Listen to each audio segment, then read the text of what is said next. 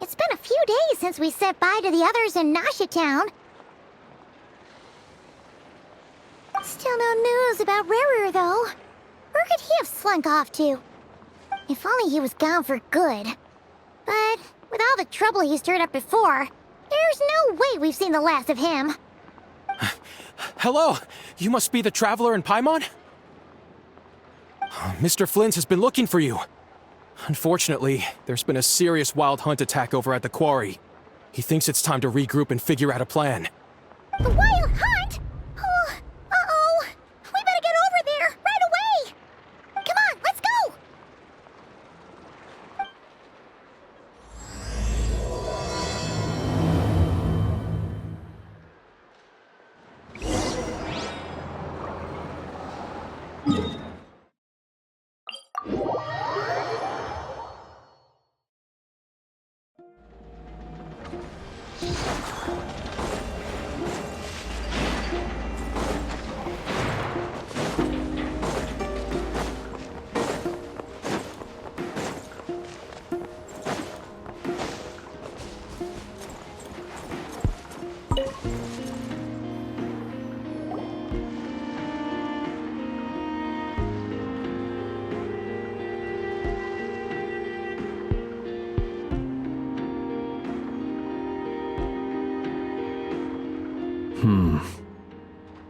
I can barely sense any Kuvaki at all.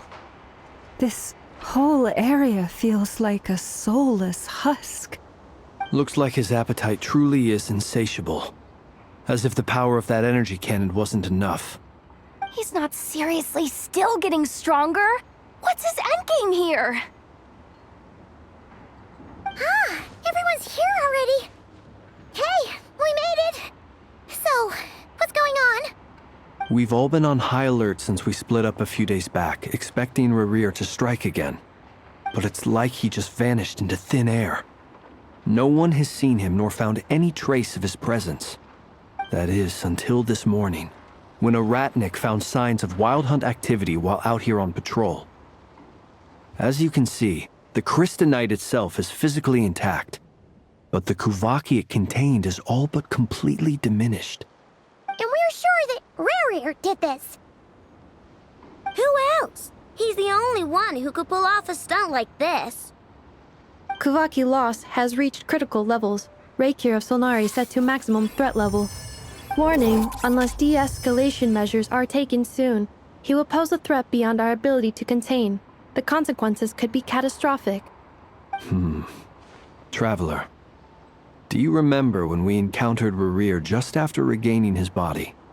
There wasn't a shred of sanity left. Nothing but madness and rage. Yeah, didn't he shout out a bunch of names? Then he started raving about how nothing in this world mattered to him. Oh, Paimon gets chills just thinking about it. Oh, but the thought that he's still out there, lurking somewhere and not cry, waiting for his chance to strike? Oh, even chillier. Last time we fought, we were already at a disadvantage. If he has such overwhelming strength, why would he suddenly go into hiding? Yeah, if I were him and I wanted more Kuvaki, I'd just take it by force. No point staying in the shadows. Unless something went wrong. His whole resurrection thing didn't exactly go smoothly. The other thing is, how does someone who's completely lost their mind still have the wherewithal to cover their tracks so perfectly? Beats me. According to certain medical studies, insanity does not always entail a complete loss of rationality. It may be that he is simply living in a world of his own. That actually sounds about right. He was ranting away to himself the whole time, like he had zero interest in talking to us. There are many unanswered questions here. He could be right under our noses, and we'd still be in the dark. Besides his name and title, we know little about him. Certainly nothing about his past, or what he might be hoping to achieve. Exactly. And we wouldn't even know where to begin looking. Even Boss hadn't heard of the Rahir of Solnari before all this. I'd be willing to bet that even if we gathered together every scrap of intel in Nodcry, we still wouldn't find more than, like, 3 useful facts about him. So, if we do nothing, he'll just keep getting stronger.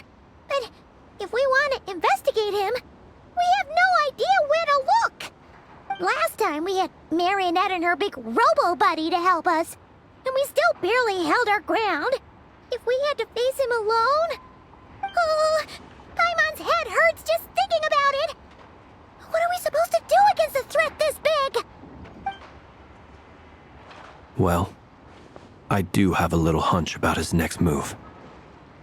Given that he attacked the quarry, I'd say it's likely he'll target other places rich in Kuvaki. Somewhere like the Eye of Krati, or the Pillar of Embla. One thing's for sure. If we just sit back and let him keep absorbing Kuvaki, we really won't stand a chance against him. A perfectly reasonable hypothesis. However, it is worth noting that these 2 locations are quite far apart. To investigate them both, we'll need to split up. I agree, we should split up. Right now, Rarir's goal seems to be gathering Kuvaki, not fighting us directly. Once we're done, let's regroup on Hisi Island. Wait, why Hisi Island? If I recall correctly, your largest goddess statue was carved from Kuvaki-rich ore, was it not? That's right. Yes, it could well be a potential target of his. I should head back and start evacuating the pilgrims.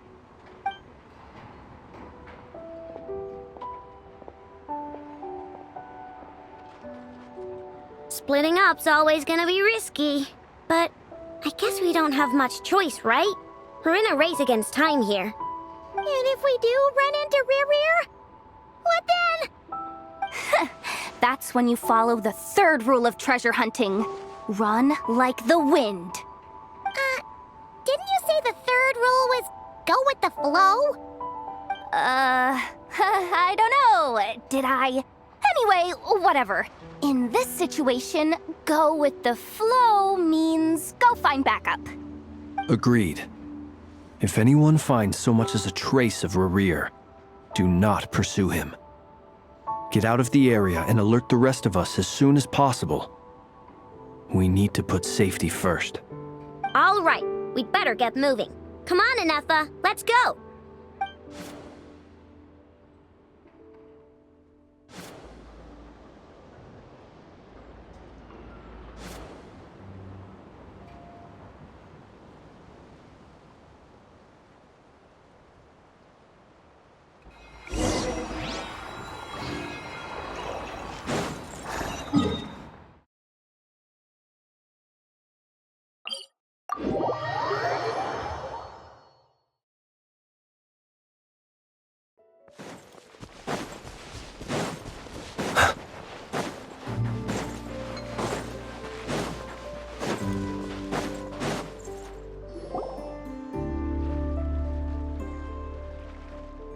Any leads?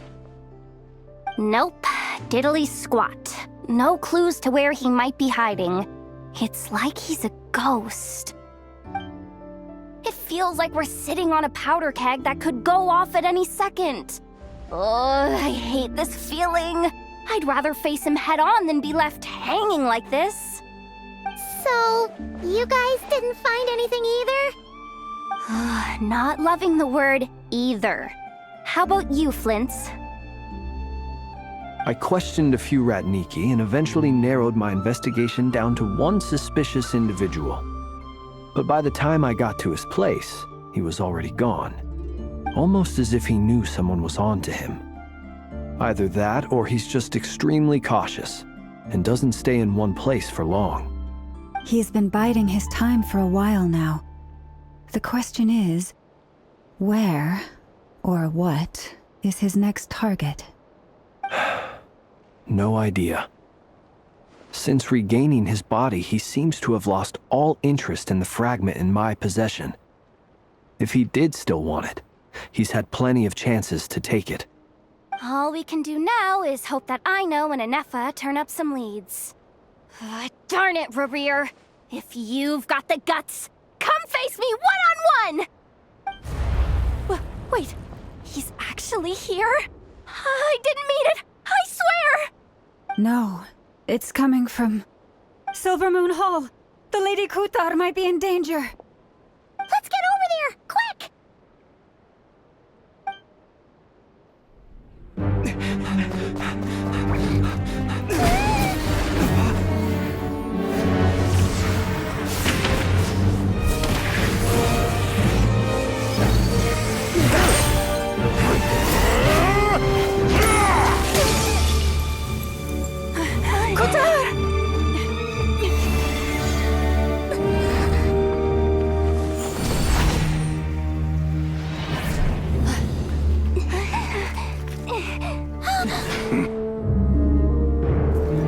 Why is he attacking the damsel elect? What's going on? No time for questions. Stop him!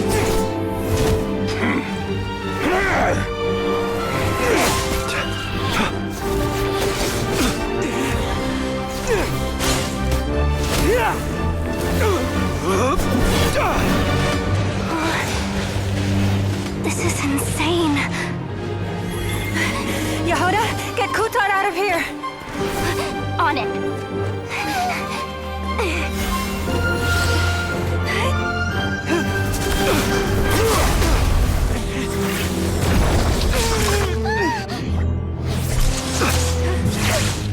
Look where your feeble light has gotten you. Now you shall plunge into darkness. Felindus, soon I will find a way. Watch out!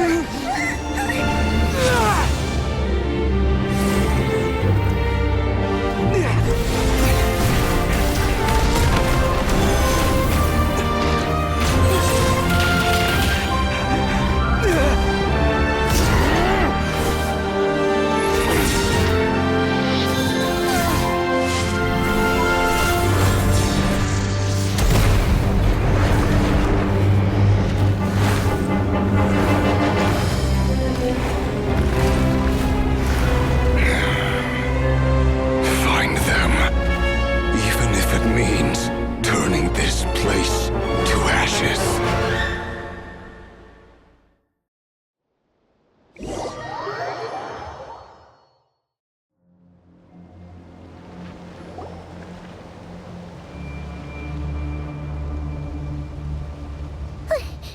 That was too close! We barely made it out of there alive. What's that guy's deal? How'd he get so crazy strong? He's a threat to this entire nation. I doubt his strength could even be measured by conventional standards. I have a question. When me and Anefa showed up, we saw him chasing after this lady like he wanted her dead. What was that all about? We weren't there for the whole thing either. They were already duking it out by the time we arrived. Yeah, we didn't see how it all started. It all escalated so quickly, we had no choice but to step in. Kutar, can you shed any light on the situation? Kutar. Cross-checking database. I see. So you're the one that the Frost Moon Scions refer to as the Moon Goddess? Wait, she's the moon goddess? Oh, no wonder she looks just like all those statues. There are many reasons why people might worship the moon, and just as many why they might despise it. I've never met that person before, but there was no mistaking his deep-seated hostility towards me. Why he holds me in such contempt, I cannot say. But since he hunts the power of the moon, it's no surprise that I am a target. Kutar. There are many potential motives. For instance, you help the traveler escape his grasp. This could be his way of taking revenge. It is also possible that he covets the Kuvaki inside you and seeks to take it for his own. The list goes on. But right now, devising a counter strategy should be our #1 priority. The likelihood of this location being discovered is close to 100%. A counter strategy? But we don't stand a chance against an enemy like this. Surely our only option is to run. He's not gonna chase us to the end of the world, right? So as long as we can sneak out of Nodcry undetected. No, I can't say that. Come on, Yehoda, this is serious stuff. You can't suggest we all just chicken out. Running is our only option. Huh? You seem surprised. But what other choice do we have? We are facing an enemy we cannot possibly defeat in battle. Well, I mean, yeah, but still. It's not too late. I can distract him, so you have plenty of time to make your escape. Wait, what? You're gonna act as bait? Doesn't that make sense? I'm the one he's after. There's no need for you to risk your necks on my behalf. A coyote doesn't stop for bypassers while it's howling at the moon. What is it, Loma? The Frost Moon Scions have already grown accustomed to life without their goddess. My presence here is no longer essential, and this is not my home, so you needn't ask me to stay. We can't just roll over and let him get away with this. That's not our style. Yeah, we can't just call it quits after everything we've been through together. Besides, she'd pretty much saved my life back there. If I just ditched her now, I'd never forgive myself. We can't overlook that you have saved our lives multiple times now. To talk of returning the favor would be a little crass for my liking. But suffice to say that we are friends, and friends look out for one another. Riri's true objective remains unclear. Even if we were to sacrifice Miss Kutar, there's no guarantee he would stop.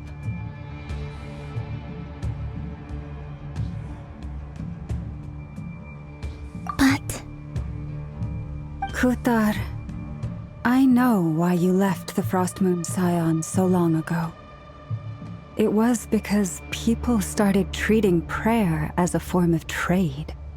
They would make self-centered wishes, force you to accept meaningless offerings in return, and then expect you to perform miracles for them, as if that were their entitlement. If it were me, I might have walked away too.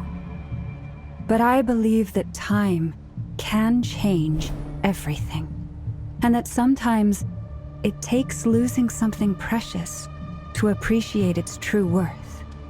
After much reflection, I've realized that this was never about whether the Frost Moon Scions need you. Any relationship based on need is purely transactional. What I truly hope is that you'll choose to stay, not out of obligation, but as part of our family. You were born here, and now you've returned. Who knows? Perhaps it was the moonlight that guided you home. thank you, Lauma. But my power is on the wane. I'm afraid I will be of little use to you now.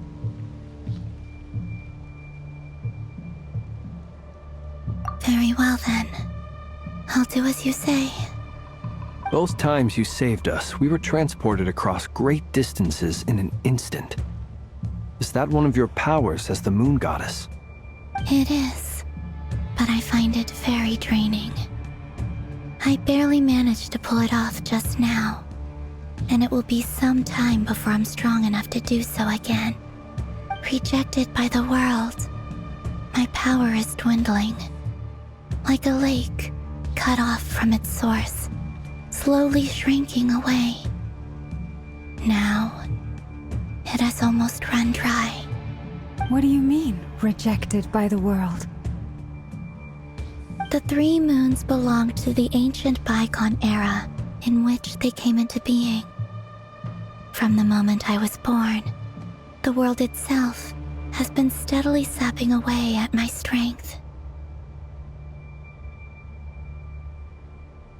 The 3 moons are not one and the same. As the goddess of the Frost Moon, I cannot wield the powers of the other 2. Yet moonlight has a way of blending together. Each can reflect the other's glow. So when our fingers touched, I was able to restore my strength by drawing Kuvaki from the eternal moon's marrow.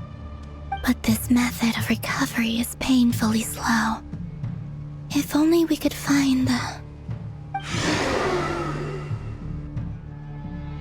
It's the Wild Hunt! Even faster than we expected. We'll have to finish this conversation later. See how those Wild Hunt creatures are running away from us. They're likely just a scouting party, which means Rerir won't be far behind. Then what are we waiting for? Let's get the heck out of here!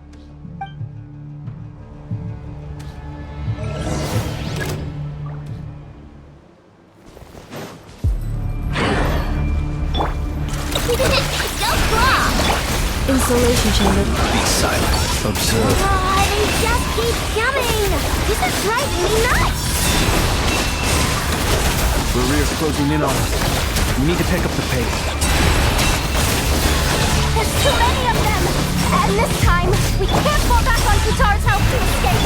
If this goes on much longer... Be silent. Fear the dark. Observe. Night falls.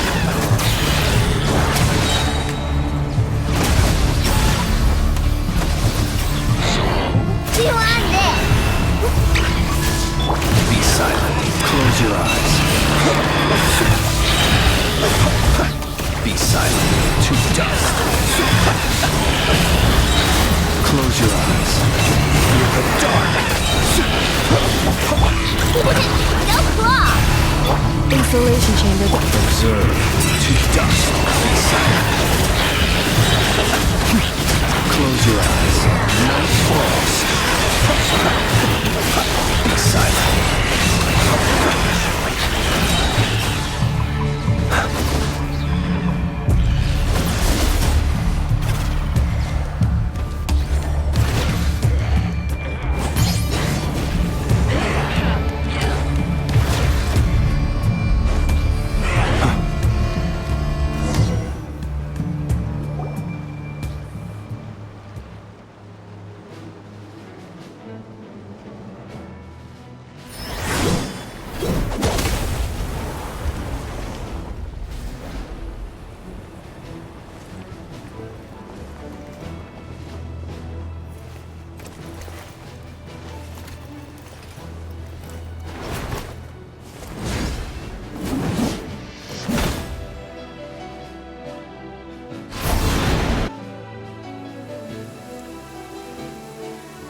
What's the matter? Bit off more than you could chew? Who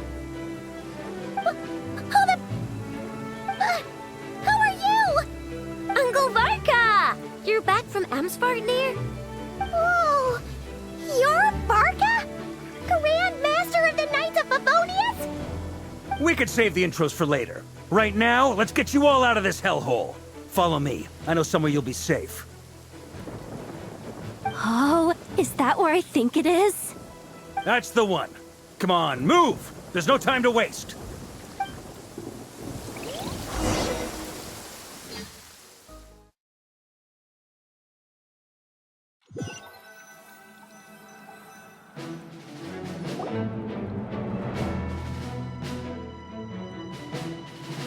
Wow! Where are we? This is so well hidden. Well, that goes without saying. This is the Knights of Favonius' meeting place in Nodcry, and a contact hub for the Northern Intelligence Network. AKA, the black market of intel. No matter what faction you're with, it's the place to buy and sell information. Their headquarters are in Nodcry, but they've got contacts in every nation. As an expeditionary force on foreign soil, working with them has offered us the most effective way of getting our hands on reliable local intel. This is where we meet. so naturally, it's secure. Anyway, where were we? Folks from Nodcry should be pretty familiar with me by now, but I believe this is the first time we've met. Allow me to introduce myself. I am Varka, Knight of Boreas, and Grand Master of the Knights of Favonius. We've heard all about you. This meeting's been a long time coming. You look way younger than Paimon expected, but you definitely have that Grand Master vibe. Well, I'm no spring chicken. Just not showing my age yet. Definitely feeling some of that back pain today, though. Rushed back from Amsfartnir without a wink of sleep, only to get right into another fight with that freshly revived maniac. Another? You mean you fought him before? Yep. He wasn't nearly as strong back then, but he was still a formidable foe. I brought some of the knights along to give him a little surprise, but he saw us coming from a mile off.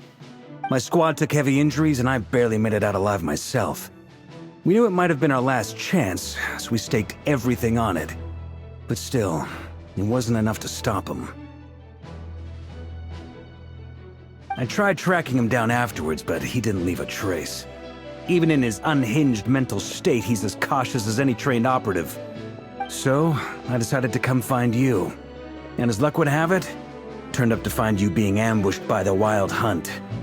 The rest, you already know.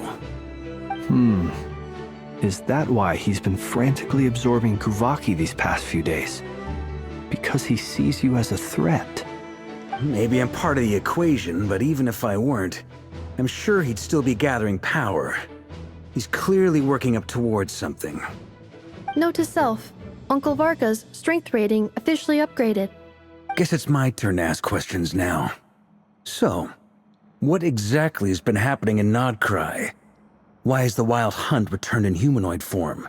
And why is it after you? That's a long story, but I'll try to make it quick.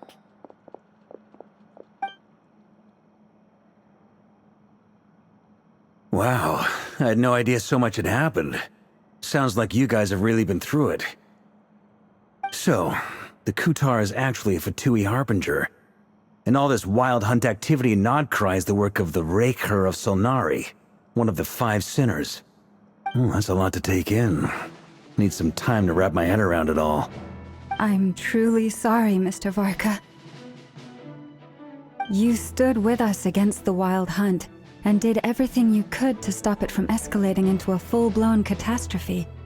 And then, the one time you're away, it all comes to a head and all your hard work gets undone. You've got nothing to apologize for, Miss Moonchanter. You can plan 100 steps ahead and still slip up. That's just life. No one knows what tomorrow holds.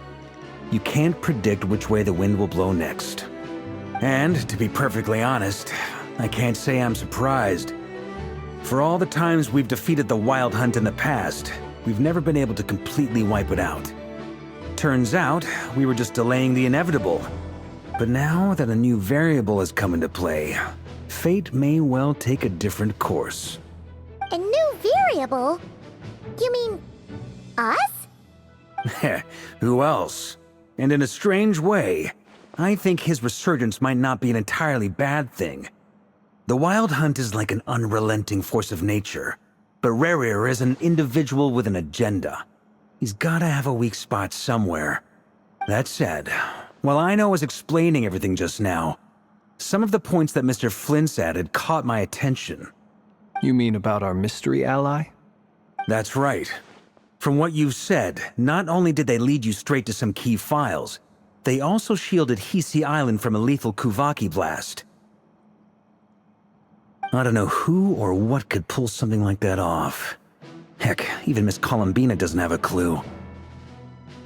I hadn't heard the story about those files. Would you mind repeating their titles for me? Wild Hunt Phenomena Log, a Nodcryan Ratnik's Field Journal, and Kuvaki Survey Log. Oh. No. Still doesn't ring a bell. Another dead end. Guess all we can do now is hope that our mystery ally keeps showing up when we most need them.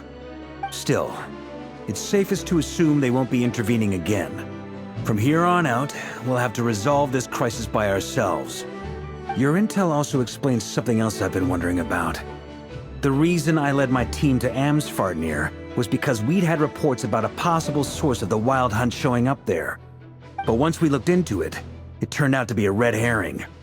I don't know who was behind it, but clearly, it served its purpose. I doubt it's by chance that he happened to make his comeback while my attention was diverted. And from everything you told me, it sounds like his scheming began well before his return. So maybe luring me away was all a part of his plan. But is it even possible that he orchestrated all of this by himself? The Moon Maiden and the Raker of Solnari, Nodcry of all places. The way everything is unfolding, it can't be a coincidence.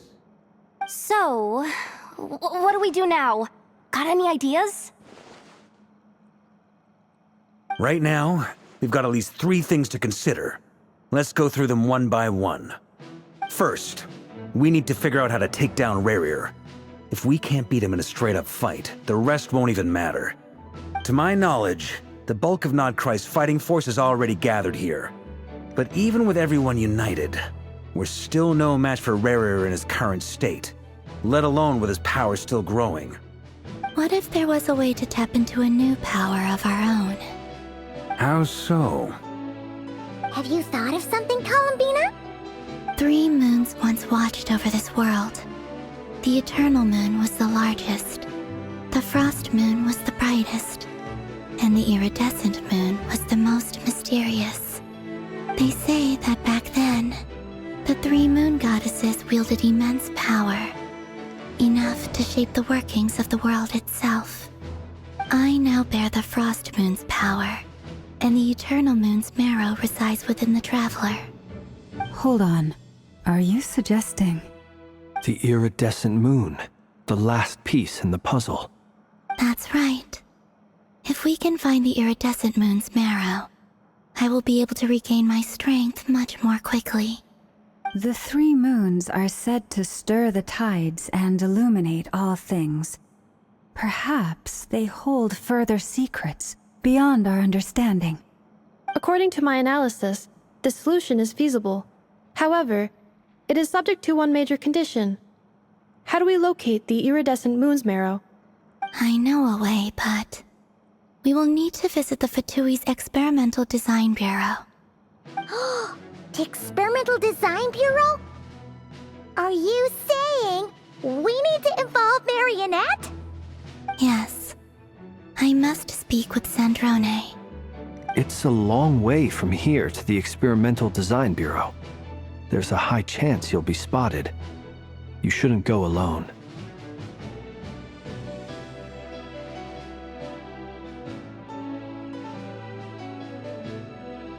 Then that's settled. Next up, our second priority. Somehow, we need to figure out Rerir's end goal. As you saw for yourselves, when he was still in his Wild Hunt form, everything he did was for the sake of recovering his body and resurrecting himself. His first act since then, after laying low for a while, was to try and assassinate this young lady. People's obsessions often reveal their greatest vulnerabilities. There must be a reason why he despises the moon so deeply. Perhaps it sheds some light on his title, the Raker of Solnari. The Wild Hunt has plagued Nodcry for centuries now. If we want to stop it for good, we have to get to the root cause of what's driving it. It's true. We still know very little about him. If Kuthar hadn't given us that lead, we wouldn't even know his name. But where would we even start? I doubt even the Intel Queen of Nodcry has a clue, and she has info coming out of her ears. Oh? That's a rather hasty conclusion for someone who's so painstakingly meticulous when it comes to dealing with machines. Ah, she heard me.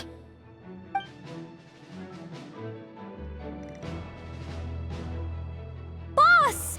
What are you doing here? I'm now asking myself the same question.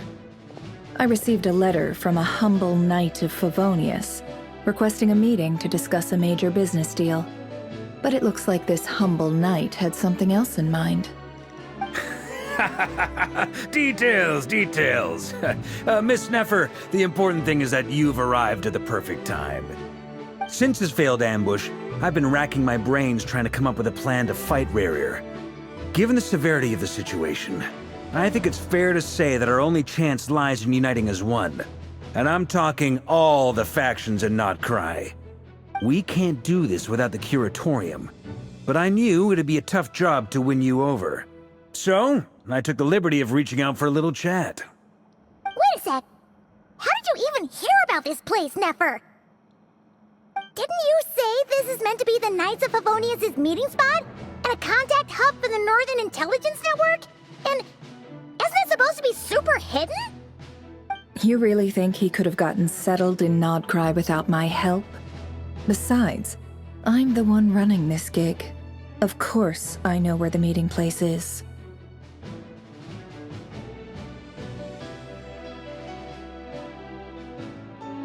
Allow me to introduce the current head of the Northern Intelligence Network. If it's intel you're after, she's your woman. Pretty much seen and heard it all. Please spare me the flattery. Let's cut to the chase. Seems like you've run into some trouble, huh?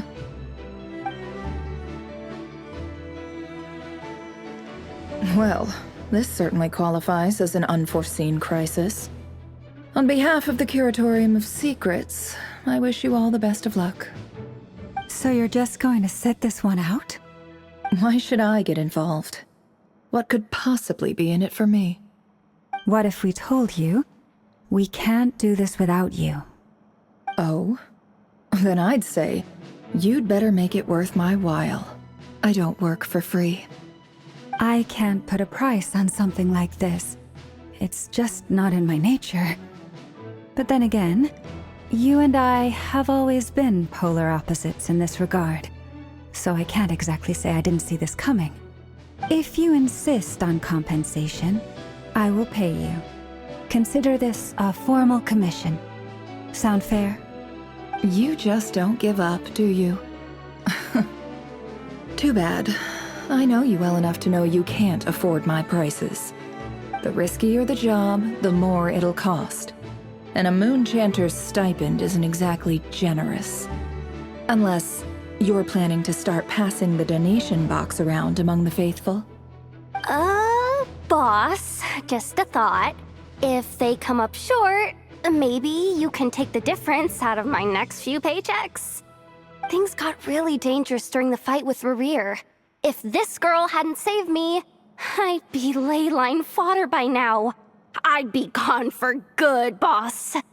If there's any way we can make this work, I'd really like to help her. Please, I'm begging you. This is why I'm always telling you never accept favors. They are the hardest debts to repay. You have to be careful who you get involved with, or you invite all kinds of misfortune. Very well, Yehoda, I will help. But just this once. Don't count on this happening again. Flynn's, that fragment that Rerir was after, do you still have it on you? Of course. Let me borrow it. I need it to follow up on some leads. Wait, you actually have some leads? Shh. This is top secret information. I get it. We all have things we'd rather keep to ourselves. Plus, I know we can count on you, so we'll leave the intel gathering in your hands. And that brings me to the third and final item. We need to find a way to distract him. We need time to make our move, so someone will have to stall him. I'm in for this part, no matter what. Anyone coming with? Count me in too. Come off it, you two. Quit playing heroes. I'm way ahead of you here. Ineffa did a scan of the Moon Goddess's Kuvaki signature, and we're gonna use it to make some decoys over at the Kramkake craft shop. Anyone who's in, follow me. Once they're ready, we'll deploy the decoys across Notcry. So as long as the rest of you keep moving, he won't catch on to your scent and won't be able to track you down. I like it. Genius idea. No biggie. All right then, we'll split into 3 teams. Once your team has finished their mission, return here and wait for the others. Dismissed!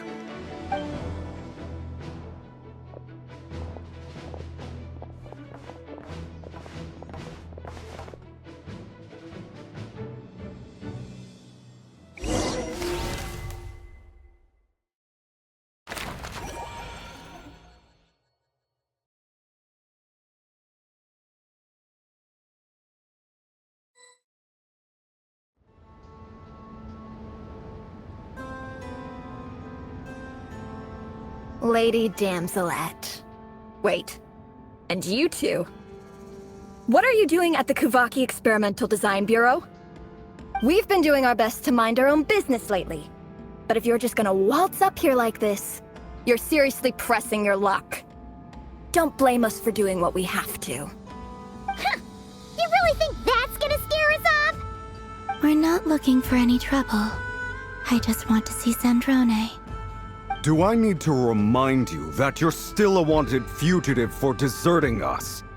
Out of consideration for our former ties and the crisis we're all up against, we'll let you leave in one piece.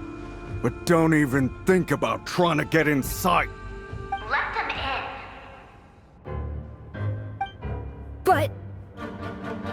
Are you going to make me repeat that? No, my lady. Sandrone seems to be in a good mood. Must be maintenance day.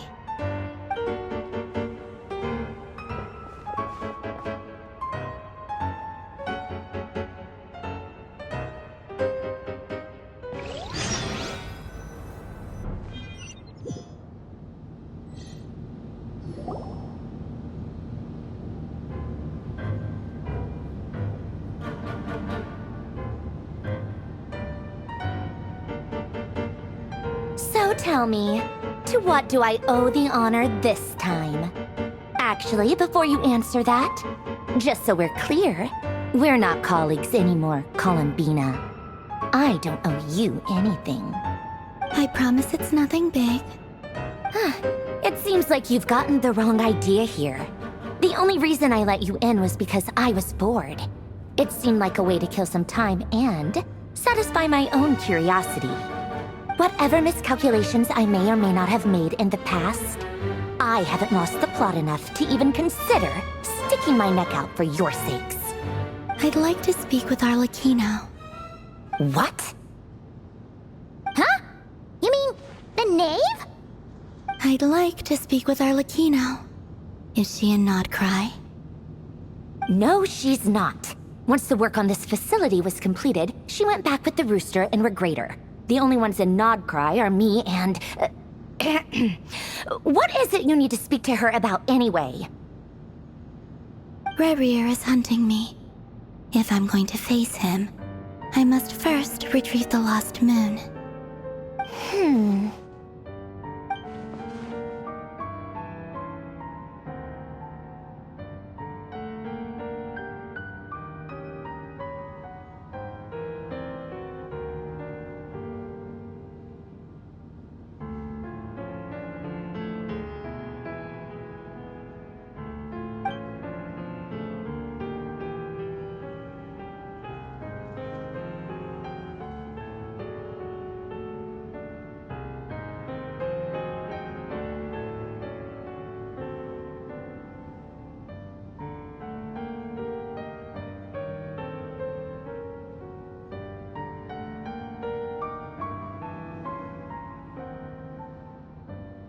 Is that a no, then?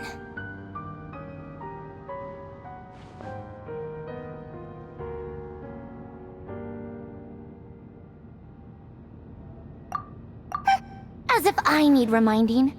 I was this close to settling things with him before someone decided to whisk me away to their weird little garden. Have you held any tea parties lately? Tea parties? Yeah, obviously.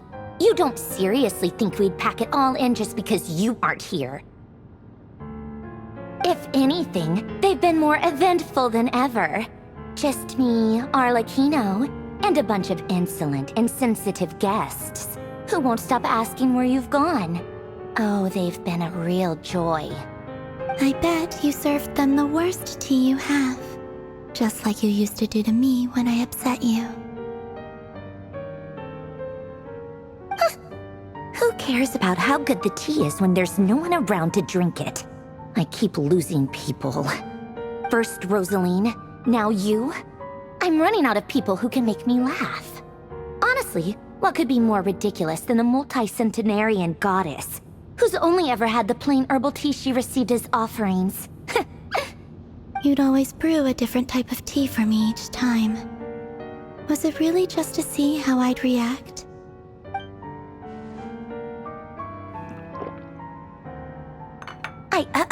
Well, duh. Why else? Watching you squirm was practically my only form of entertainment.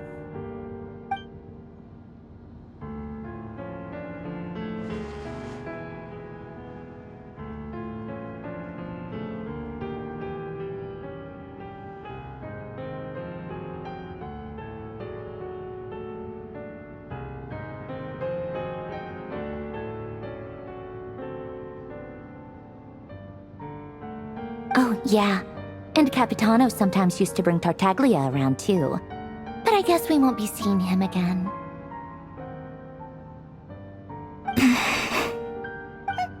Well, I guess we are overdue for a get-together. Polonia! Have Favronia pass a message to Arlecchino for me. It's time for tea. Will suffice. Pass along a message for me, too, if you would. My body cannot contain the marrow of 2 moons, so I'll be leaving one of them in her care. Excuse me? Who said you were on the guest list? If my tea meant that much to you, maybe quitting the Fatui wasn't your brightest move. Back when you were under the Tsaritsa's protection, no one would have dared come at you so openly. But that protection didn't come for free. In fact, I paid dearly for it. At the end of the day, it was just another transaction. I just got tired, that's all. I never wanted any part in their grand ambitions, and I've had enough of being treated like a bottomless supply of power. It brings back memories from the old days, when I was still worshipped as the moon goddess. Centuries on, it may be a different group of people, but I see the same greed in their eyes. I figured you'd leave eventually. You didn't have as much of a reason to stay as I do. The Tsaritsa gave you shelter and protection, but that was it. Nothing more, nothing less. Meanwhile, the Fatui demanded everything from you in return, until it was more than you could bear. I get why you left. And frankly, I have no interest in dragging you back just because the higher-ups told me to. But if you keep hanging around with this riffraff, the next time we cross paths, we might be enemies for real.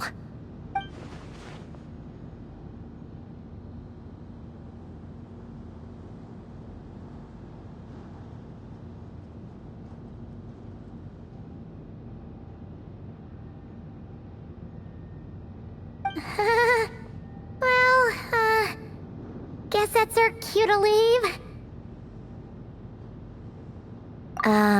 That might be your plan. But it sounds like someone else wants you to stay a little longer. Huh? What do you mean? Listen.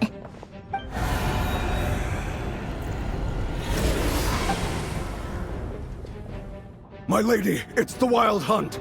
A horde of monsters is headed straight for the facility.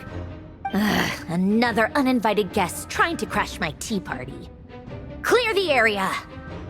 I'll handle this. Wait, what? You want us to leave you here by yourself? Huh, you'll be lucky to make it out of this alive. You really think you can afford to worry about me?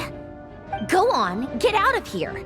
You may have stopped Polonia from crushing him last time, but I've made sure that won't happen again. The entire Experimental Design Bureau is rigged for war. Stay and watch if you want, but it'll be at your own risk. You're not flagged as friendlies in the weapons system. Don't tell me what to do! Ugh, look, if you're leaving, make it quick. Or you'll just get in my way. There's a secret passage on the 2nd floor. It'll take you right to the plains out back. Stare all you want, Columbina. You're not getting another invitation to my tea party. I know. But thank you anyway, Sandrone. This is exactly why you shouldn't hang around with those people. All their melodrama and sentimental nonsense is rubbing off on you.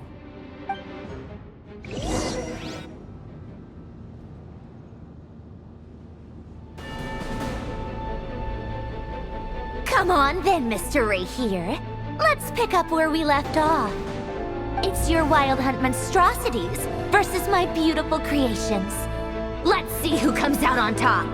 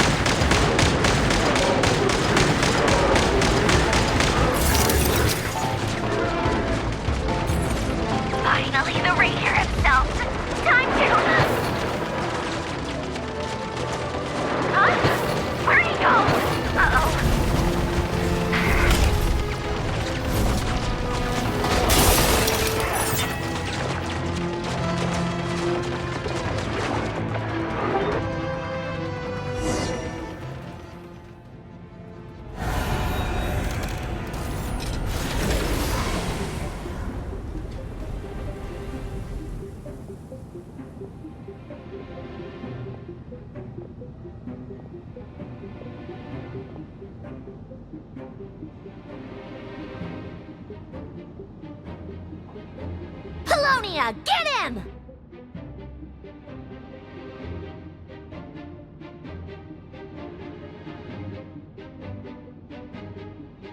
I've upgraded Polonia again since our last encounter, and uploaded every last scrap of your data.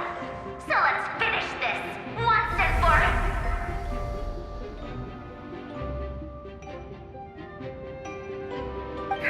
She's not here. Where did she go? Hey! Over here, you big...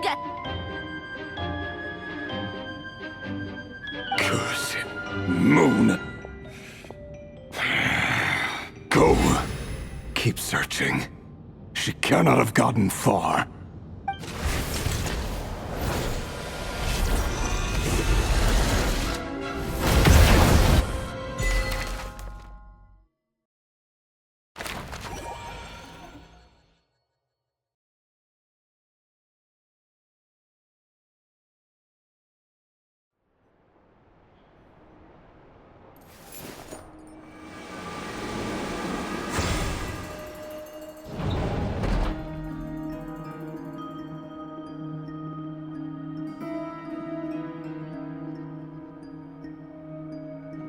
So this is your method for investigating Rarir's past? It almost looks like some kind of ceremony. Good deduction. But it's quite a different affair from what you're used to with the Frost Moon Scions. Whoa! First time I've ever been in here. Boss always said it was off limits, so I pictured some kind of creepy dungeon. But it's actually kinda nice. Oh, I guess this must be Sumero decor? That's where Boss is from. And that nice shopkeeper who sold me my treasure compass. I'm not sure exactly what you've got planned, but it looks like you're all set. When do we begin? Whenever we wish. But for some reason, I've got a feeling this isn't going to end well. I've never faced Rarir myself, but from what you've told me, his power is beyond anything I could imagine. I, on the other hand, am just an ordinary businesswoman.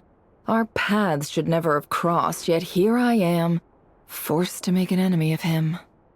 If you ask me, you're about as far from ordinary as it gets. So what are you saying? You're getting cold feet? Once I take a job, there's no backing out. Still, I have to ask myself if the power I'm relying on will even work on an opponent of this caliber. And also how to make sure I come out of this alive if things spiral up. Death is the one thing we can take for granted. It is the great equalizer, however fortunate or unfortunate we may otherwise be. So it's important to consider how to spend what lifespan we have left. Come on, boss. Lighten up. Quit talking about death. It's bad luck. For once, I agree with you. When you're up against a foe like Rarir, there's no such thing as being too prepared. Is there anything I can do to help? That won't be necessary. I've already made up my mind. Time to cash in a precious favor I've been saving for a rainy day. Yehoda, I need you to find someone for me. The sooner the better. Eh? Find who? That shady merchant who sold you an overpriced treasure compass the other day. Come on, boss. You're pulling my leg again. In what way is she shady? She showed up when I was completely lost and sold me a neat little gadget that was exactly what I needed. Trust me, she's a good person. Anyway, I know who you're talking about. Don't go anywhere. I'll be right back.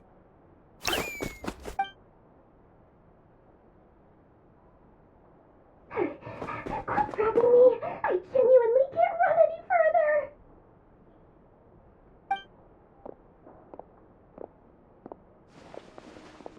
Hey, aren't you? What is it? What's the big rush? You dragged me out of a dream where I was literally swimming in Mora. I'm charging double my usual attendance fee. See, look how easygoing she is. After that rude awakening, she could have completely snapped at us. But instead, she kept it together and just asked for an extra fee. Dori Sangama Bay? I never would have pictured you two doing business together. If you want to make it big in Nodcry, it's all about connections. Lady Nefer just so happens to have a lot of intel that interests me. And she also did me a big favor in the past. It was back when I first arrived in Nodcry. My trusty assistant, the genie in my lamp, had an adverse reaction to the Kuvaki and fainted. And wouldn't you know it, that's when I suddenly find myself in a life-or-death situation. Good thing my compatriot was there to swoop in and save the day. I've been giving her a 30% discount off all of my goods ever since. Now, so that no one here feels left out, I'm willing to extend a 20% discount to fellow friends of Boss Nefer. Plus, any other friends you send my way will enjoy 10% off. What can I say? The great Lord Sangama Bay is nothing if not generous. So, let me guess. You've run into some trouble? I've got everything you could possibly need. And the more you buy, the more you'll save. You guessed correctly. What have you got in the way of survival gear? The one type of gear I've never been short on. What are you looking for? A jetpack fresh from the Academia's labs? An ancient suit of armor dredged up from the bottom of the sea? At the very least, I need to know what kind of opponent you're dealing with here. If even you're worried about staying alive, it must be pretty serious. What if I told you it's someone with the power to bring a nation to its knees? Is that so? Then we really are talking top-shelf treasures. I don't have anything like that in stock right now. I'll have to ask my supplier. Your supplier? A powerful woman, make no mistake. I can't reveal her identity, but luckily for you, I hear she's planning to visit Nodcry in the near future. If you're willing to wait, I can ask her when she's here. Can't say exactly how long that'll be, though. Then, let me put it another way. What would you do if you encountered an enemy like that? Roll over and serve yourself up on a silver platter? Of course not! I have a handy little trinket from one of my generous suppliers, which... Hold on. What exactly are you getting at? No, this is for my personal use only! Let's just say I'm borrowing it, all right? Just for insurance purposes. You'll get it back later. Favors are the worst kind of debt to owe, and now you've got a chance to repay one. A win-win situation, don't you think? Fine. You can borrow it for 5 days. No, make that 3. And for every extra hour after that, I'm charging you 1 million mora. Deal? Deal.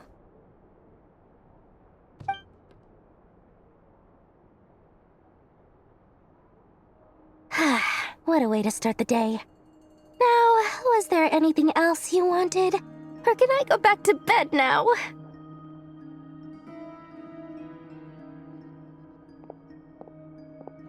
That will be all. Take care now. Don't trip up on your way back, friend. See you later! You're my favorite shopkeeper.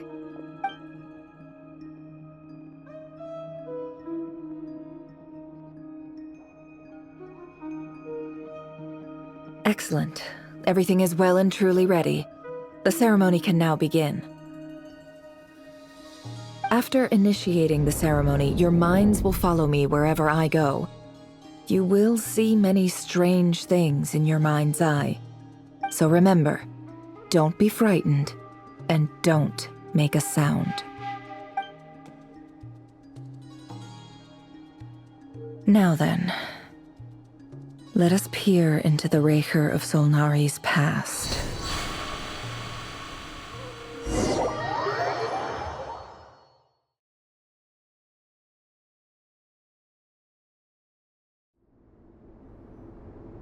I made it. I don't recognize this style of architecture. Must be Conrian. Simple furnishings, table and chairs. It's a more ordinary house than I might have expected. Looks like the fearsome Raker of Zulnari came from surprisingly humble beginnings. Unless this passed for luxury in Conria. Unlikely. It was said to be a very prosperous nation in its heyday. Anyway, I'll keep exploring.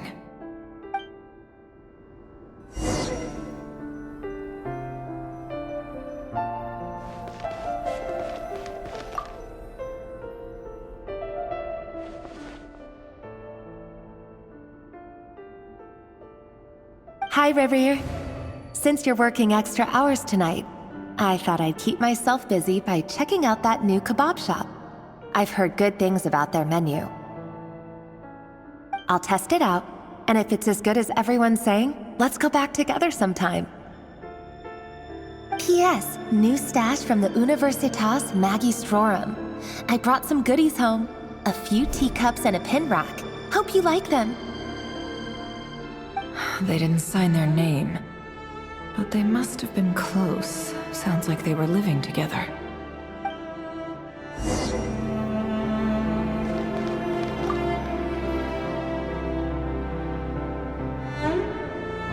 I went over to Joseph's for drinks today. They have a fine collection, but I went alone. Felindis was tied up with something and couldn't make it. Joseph asked why I came alone, but I didn't really have an answer. He then went on to ask about other things. If you ask me, someone who asks that many personal questions is too nosy for their own good. But if he invites me again, chances are I'd still go. Felindis. That's the same name Ririer mentioned. Crane imports keep falling. If things don't pick up, we'll soon be back to meat and mushrooms only. Honestly, I'm not a huge fan of that new type of mushroom everyone's been into lately. Didn't it start out as a lab-grown variety? I heard it's even mildly corrosive. Seriously, why would you even eat something like that? I don't care if it's an impressive feat of alchemy. That just isn't the kind of thing I like to eat. Grain has to be imported, and they're eating a diet of mostly meat and mushrooms. Could it be because Conria is underground, so it doesn't get much sunlight? That would explain why they use so much stone in their buildings. They even use alchemically modified strains for food. Seems like the people of Conria don't have many options when it comes to dining. I've just about saved up enough now. Time to buy it and keep it somewhere safe. Making a big purchase. I wonder what it is.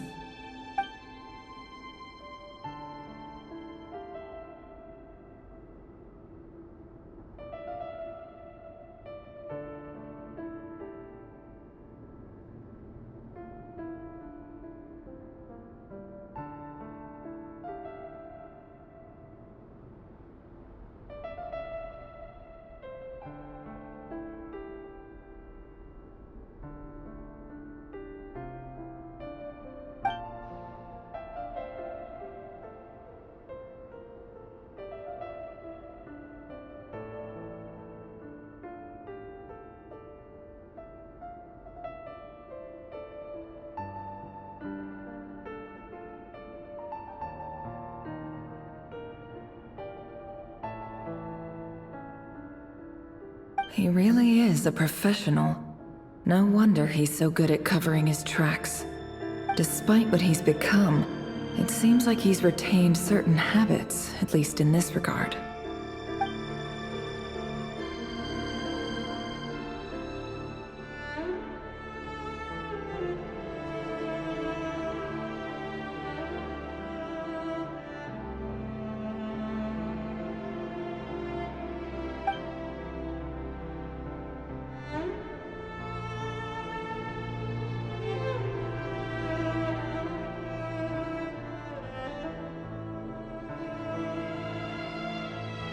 Did Rary rip it out himself?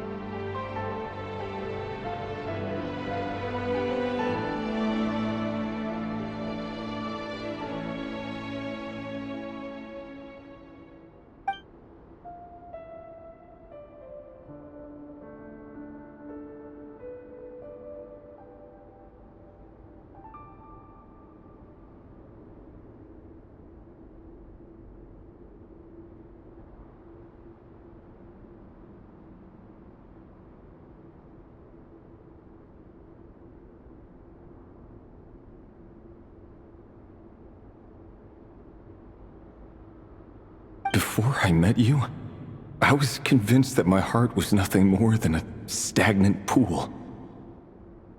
The burial place of a fallen moon. A withered, windless grove where the waters rested forever unrippled. It was you who helped me see that my heart hadn't entirely withered away. That it could still beat to the rhythm of love. This is just trivial sentimentality from the looks of it. Why would he go to the trouble of hiding that? The burial place of a fallen moon.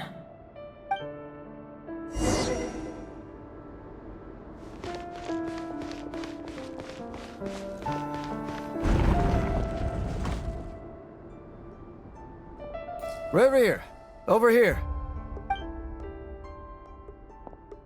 Dane! Oh, and, Vedelfin here? What a surprise to see you here, sir. Hello there, Reverie. You need not address me so formally outside of court. He doesn't get that much free time, so I invited him over for a drink. Even the court prophet deserves a break every now and then, right? Well, I'm flattered. So, what are we discussing today? Hey, don't look at me. As far as I see it, we don't need an excuse to have a few drinks. Come on, don't give us that. Didn't you say you were about to pop the big question? How's that coming along? Who'd have thought the great Twilight Sword was an even greater gossip? I just didn't expect you to be the first one to settle down and get married, that's all. Yeah. If you told me that a few years ago, I wouldn't have believed you either.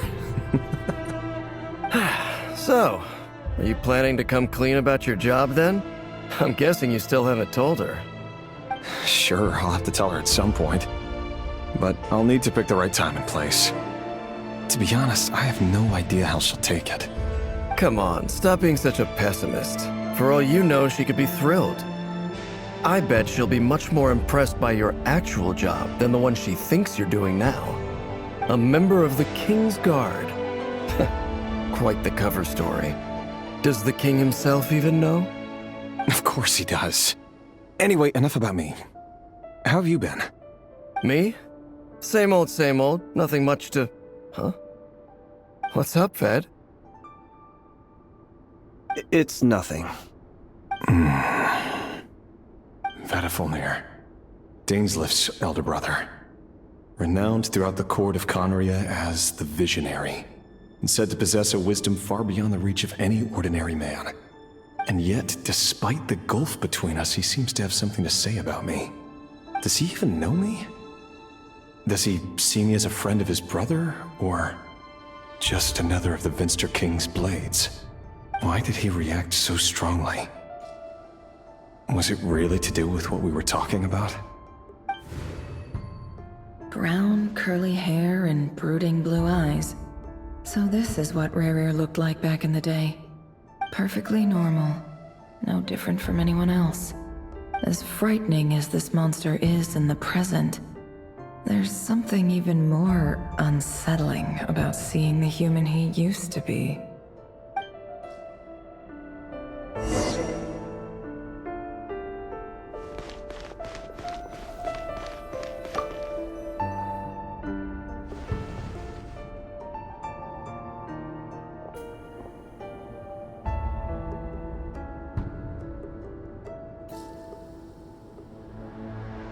Felindis?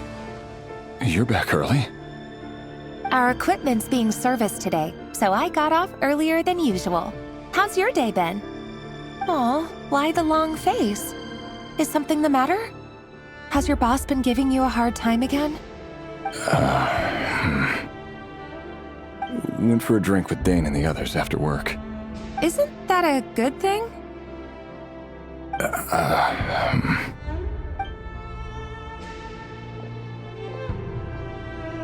Vedifulnir showed up today, too. You know, Dainsleif's older brother. Ah, Mr. Vedifulnir. Yes, I've heard of him. They say that everything he says ends up coming true. He overheard Dainsleif mention that I'd recently proposed, and seemed to have an issue with it. But when I asked what it was, he kept it to himself. So, you're worried? You can be such a child sometimes, Revier. We're nobodies. Why would the Visionary be concerned about us? I'm sure someone in his position has much bigger fish to fry. Maybe you're right. You worry too much, Revier. We've been together for ages now, and everything's been going so well, has it not? You've even proposed to me. So, you do remember. Tell me then. What's your answer? Like I said, I need some time to decide. You can't just rush into things like this. We may be nobodies in the grand scheme of things, but if we want things to work out, we've still got to plan ahead. All right. Take your time. Just don't keep me waiting forever. Nobodies. Sounds about right. In the eyes of people like Vedalfnir and Dainsleif, what do we matter? Can someone whose gaze is so fixed on a far-flung future even see the present clearly? Besides, the dynasty's fate rests with the king and his inner circle. Whatever I do, it won't make much difference. Meanwhile, every idea they come up with and every decision they make, it affects everything. These days, the king is lost in his research, and the purge of the Crimson Moon bloodline grows ever more intense.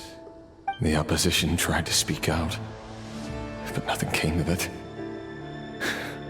And I'm under no illusions as to why. Because we eliminated them and got rid of their bodies. A man can have 1,000 reasons to carry a sword, but there are few good excuses to use it. Yet the king has never even considered a gentler approach, and he never will. What becomes of someone who kills on another's behalf? Can he ever find true peace?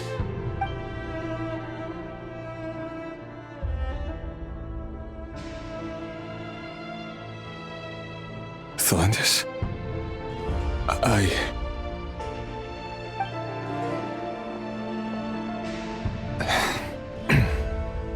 It's nothing. You were right. Fate has never smiled upon nobodies like us. But by the same token, it's unlikely to bear a grudge against us either. There's no reason we can't keep living happily together, cherishing the simple joys of each day as they come. See?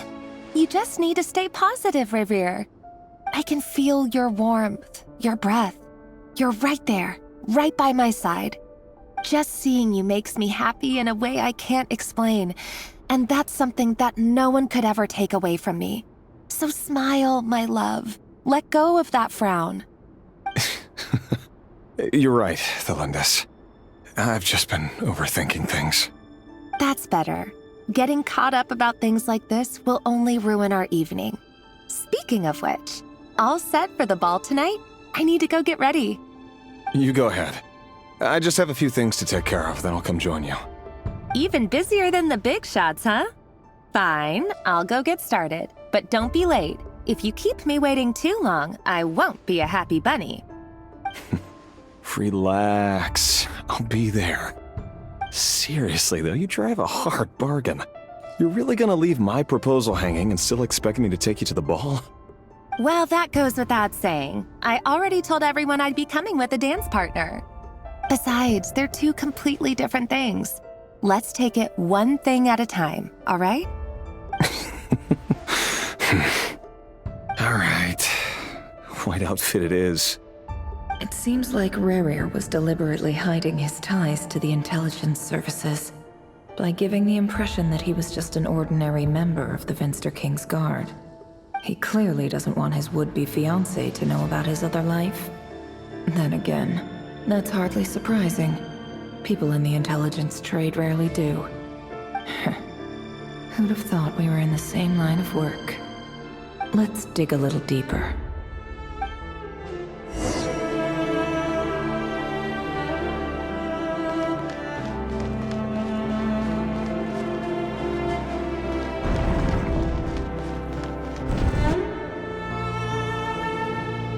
Our last operation was a resounding success, and all thanks to you, Rayhir of Solnari. In total, we apprehended 32 dregs of the Crimson Moon, and 67 accomplices. After all these years since the dynasty's fall, so many of them still linger on. Indeed, it cannot be denied. Yet it was destiny that the Crimson Moon should be overcome by the eclipse, and that His Majesty, the all-seeing Vinster King, now guides our nation on the path to prosperity. Conria has no further need for a dead moon. But alas, there will always be those who refuse to see the truth, choosing instead to romanticize the past. That's not entirely true. Much about the Crimson Moon era was worthy of remembrance. And that's exactly why they keep trying to see it restored. Many of its secrets remain unsolved to this day. As it happens, that's precisely the field of study my partner is devoted to. You still haven't told her what you really do for a living. Where would I even start? How do you tell someone that you're one of the king's hand-picked executioners? That your hands are steeped in blood? You didn't choose this life, any more than I did. Orphans like us don't get a say. But I'll sure as heck be the one to pay for it. Speaking of which, we need to be more rigorous in the way we identify direct descendants of the Crimson Moon. Someone, it seems, has strong opinions about my future plans. Most likely my marriage in particular. I have a feeling that we may soon become targets of the Crimson Moon's retribution. Your concerns are not unfounded. They've taken out many of our colleagues these past few years, and for that very reason. These are no helpless lambs we're leading to the slaughter. They're wolves in sheep's clothing. Take care, Rayhir of Solnari. I look forward to toasting you at your wedding. Thanks, Thorkel. You look after yourself, too.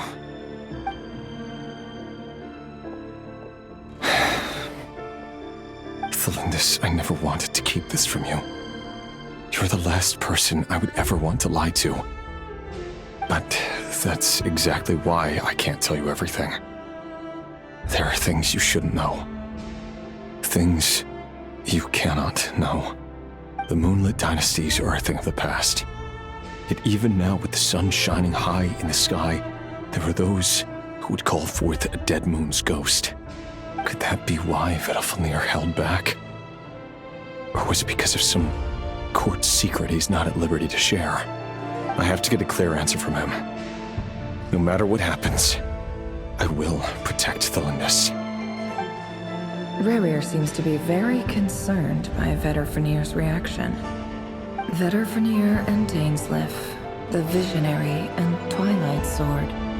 So that's what they were really like. I've investigated this whole area now. There doesn't seem to be any other memories here. Should I try somewhere else? Wait a second. What's this black smoke?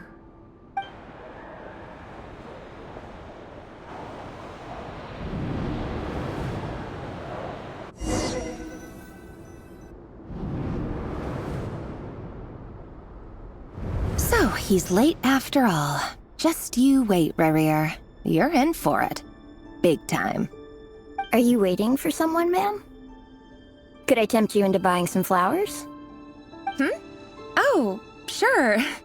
Pick me out a pretty bunch if you would. Thank you. But I'm afraid none of them are as pretty as you. For someone so young, you sure have a way with words, don't you? I'm only telling the truth. Look me in the eyes. You'll see I'm not lying. May we have a word in private? Who are you? And what do you want? It doesn't matter who I am. Too many of our kind have fallen lately, so I decided to take the risk of reaching out. Not long ago, the Rayhir of Solnari led an assault on one of our strongholds. We suffered many casualties, and many who came to our aid lost their lives as well. Sorry, I don't know why you're telling me this. And I don't want to get involved. Wait, hear me out. This time we finally got a clear look at his face and learned his true identity. His name is Rayhir. and he claims to be one of the king's guards. What did you say? A cruel irony, isn't it? The man you're set to marry leads a double life as a brutal executioner. But surely, you must have caught a whiff of the blood on his hands. Why are you telling me all of this now? Simple. It's because... How strange. Rerir was nowhere to be seen in that memory. It clearly belonged to Thelindis. Rerir couldn't possibly know what happened if he wasn't even there. Why would her memories appear in his fragment? The ceremony won't last much longer. I think it's time to call it a day.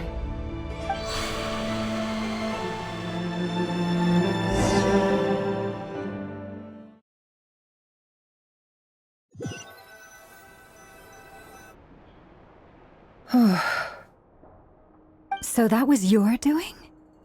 Did you just pull us inside Rerir's fragment to spy directly on his memories? Any more questions, and I'll have to start charging. I had no idea you could do that, boss! Seriously, that was amazing! We're not worthy. We're not worthy! I gotta admit, though, I'm itching to see what happens next. Feels like we barely scratched the surface. I'm just as curious as you are, but the ceremony only allows for limited time inside. That's all we can see for now. Luckily, we managed to learn quite a lot. So far, so good. I just hope the others are doing okay too. Especially the group with the Traveler. Their mission is a risky one. Let's hope it's all going smoothly. If you're worried about them, go see how they're doing.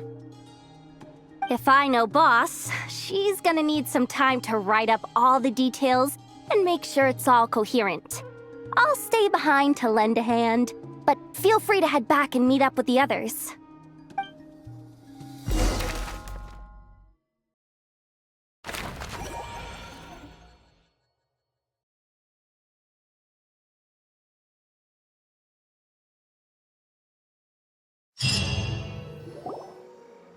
Oh, they've been prowling around for nearly 2 days now. These things just won't quit. Oh, they might not have seen us yet, but with them constantly sweeping the area, our way out is completely blocked.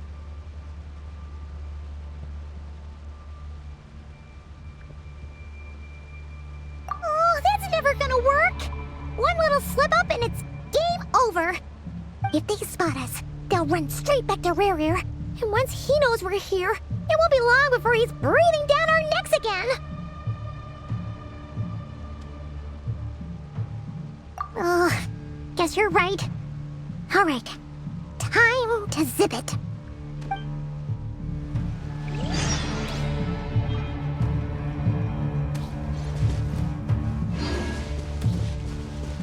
Quick, hide! We almost got spotted. Phew, that was a close call.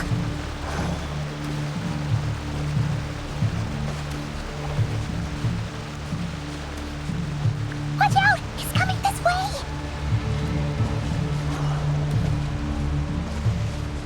Keep going. We're nearly there. This is the final hurdle.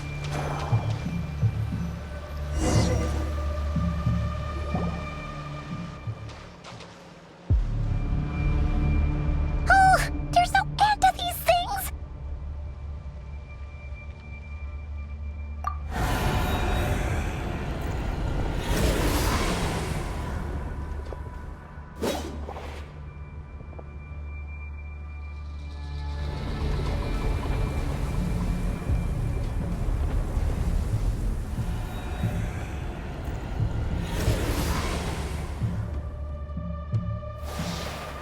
Fire.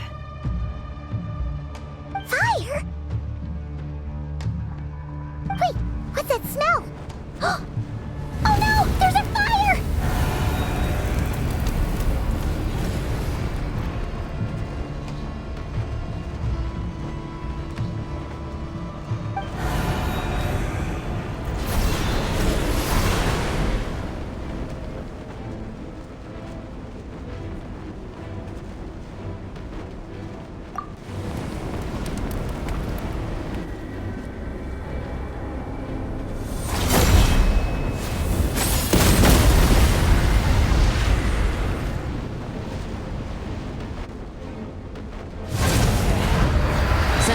was right.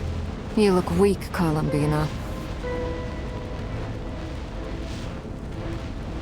The old you would never have let such lowly creatures bar your way. Word has it that you did something for the Tsaritsa, and that's why you've lost most of your power. Freedom comes at a heavy price, doesn't it? It's Arlecchino! You came! Hello again, Columbina. And greetings, guests of the House of the Hearth. It's been a while, Arlecchino.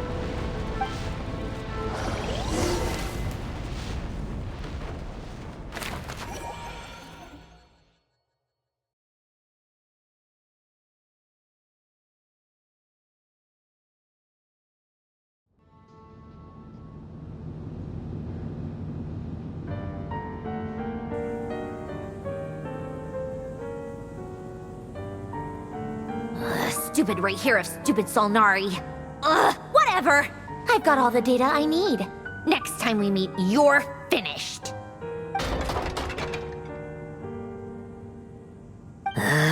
He sure doesn't pull his punches. Excuse me, do you need a hand? You can do me a favor by staying out of my way. Can't you see I'm busy? Wait a minute. I recognize that voice. Hello, Miss Sandrone. Father sent us over to help. How considerate of her. Hey, Fremine, get over here and help me fix this. Lenny, you do your thing. Just keep your sister away from my machines. Nearly every machine that Catgirl touches ends up going haywire. Go put her on cleaning duty or something.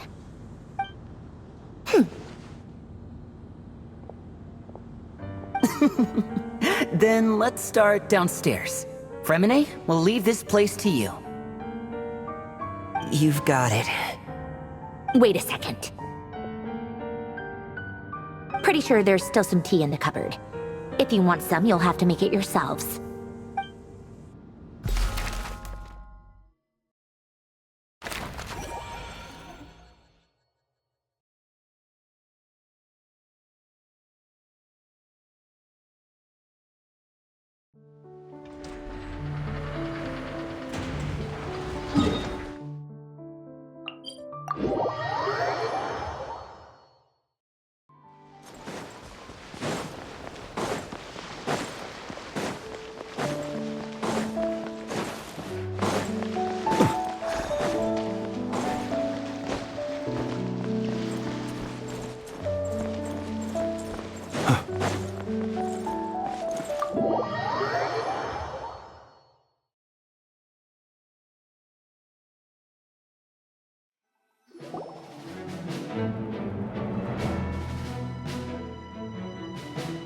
It's a relief to see you all made it back in one piece.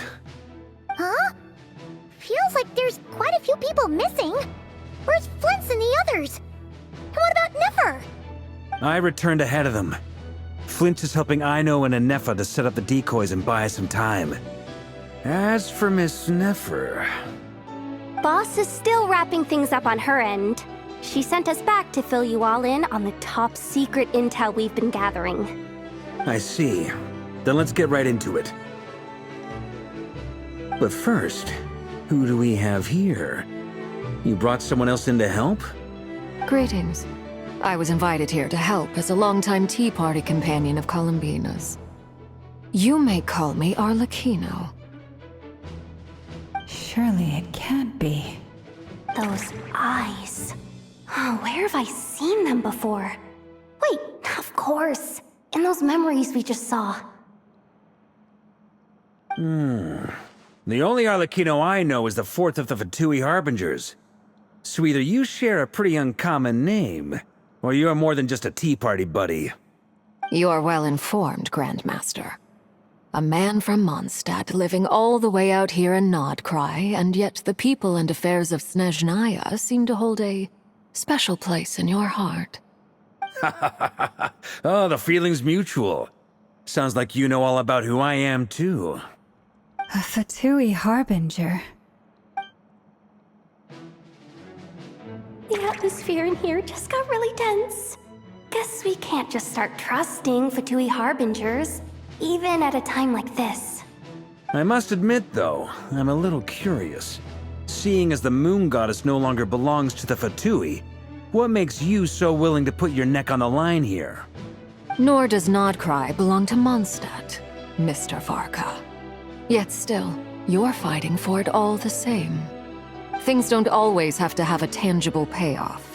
Sometimes, stopping things from spiraling out of control is a higher priority than chasing the spoils of victory. Of course, I can't say there's nothing in it for me at all. But that's between Columbina and myself.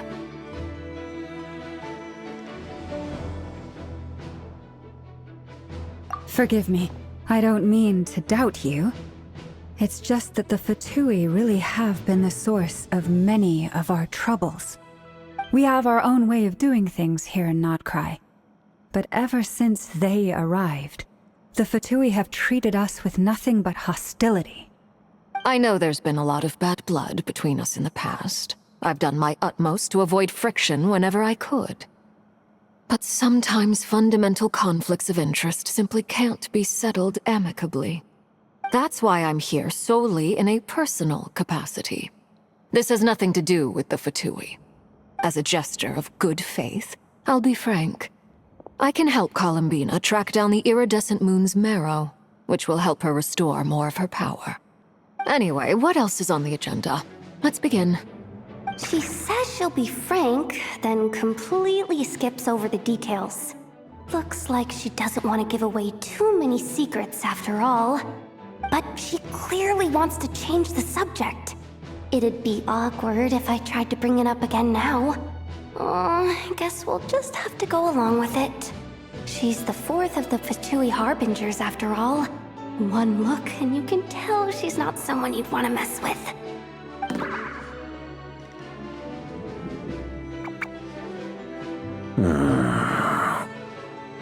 Well, since Miss Arlecchino sounds confident in her ability to handle that, we'll proceed to the next topic. Yehoda, time to share that top-secret intel. Alright, listen up everyone. First, we now know that Rerir was originally a Conrian secret agent whose primary mission was to hunt down and assassinate the so-called Dregs of the Crimson Moon. The Dregs of the Crimson Moon? Mm-hmm. In the memories, there was a lot of talk about the Crimson Moon and Eclipse, and a whole bunch of other stuff from the time of Conria. To my knowledge, those were the names of two different Conrian dynasties. Long, long ago, it is said that the people of Conria worshipped the Crimson Moon, drawing a mysterious power from its reflection. But one day, a coup saw the Crimson Moon eclipsed, hence the name of the new dynasty that replaced it, and how it became the new emblem of Conria. Still, long after the Crimson Moon dynasty had fallen, the last ruler of the Eclipse dynasty, the Vinster King, still coveted the secrets it left behind. So, he sent the Rehir of Solnari to secretly hunt down the Crimson Moon's few remaining followers. In those days, Rerir showed no signs of madness. In fact, he was as normal as any other person. Oh, and he had a fiancé, or at least a would-be fiancé, called Tholindis. What's the matter?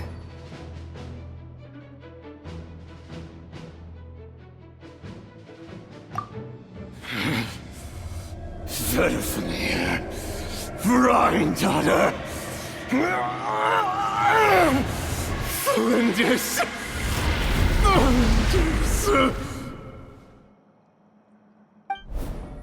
Interesting. Anything else?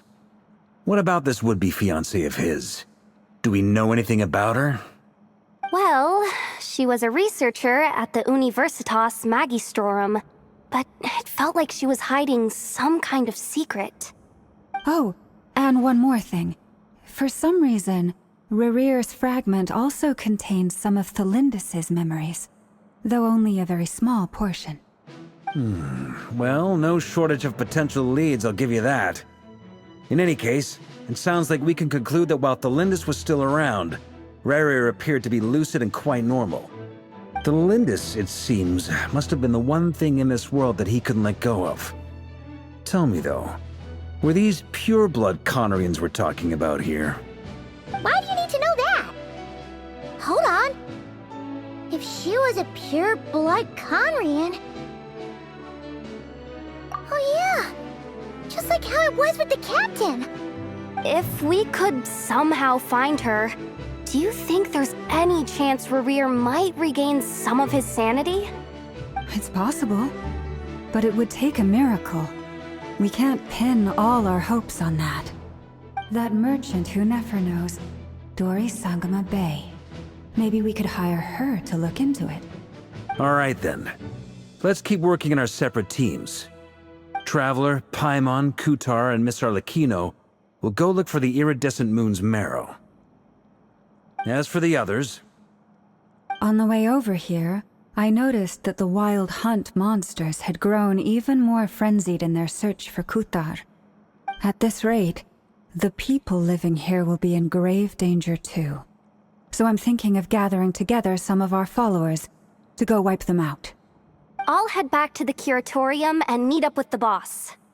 Feels good knowing we've all got something to be getting on with. Given that the Wild Hunt has been a lot more active lately, the Lightkeepers have likely begun their own operations too. If that is the case, someone will need to pass the news on to Flint's.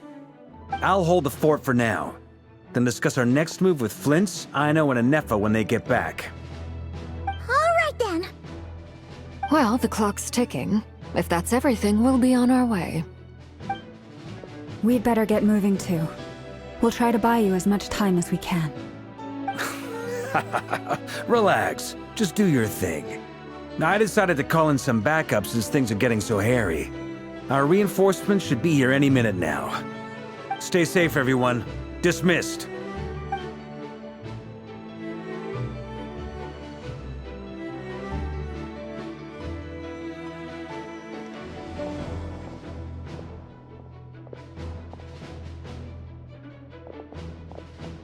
We're back. Did we get here a little early? Or a little late? A tad late. The others have already set off. To summarize, our resident moon goddess has found us a new ally, and Boss Nefer has uncovered some promising info. Everything going smoothly on your end? Not great. I don't know how long we can stall them for. The decoys are getting taken out way faster than we imagined. I'm gonna make some more later, but I need a timeout first. I'm so tired right now.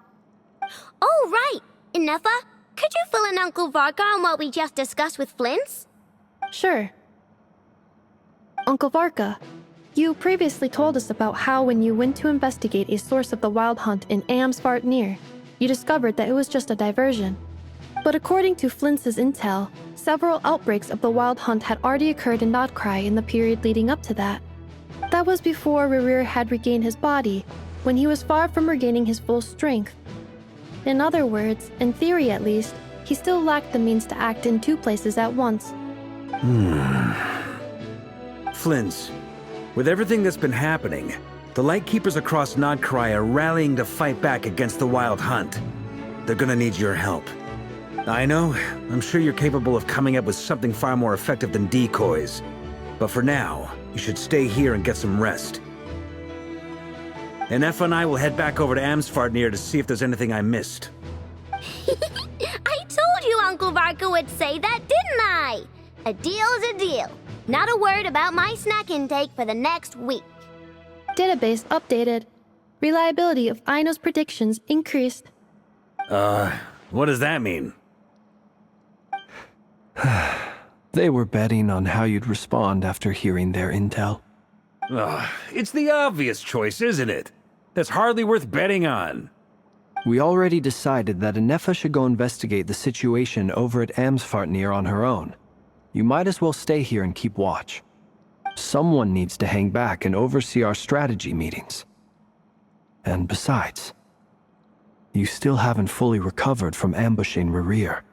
So I've ended up with the easiest assignment. Well, I appreciate it, everyone. See you when you get back.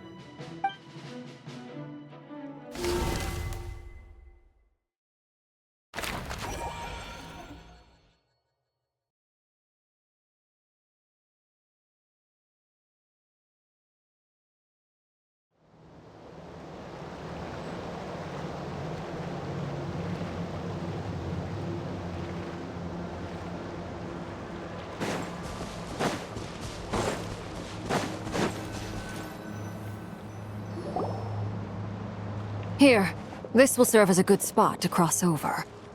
Arlecchino, hold up a second.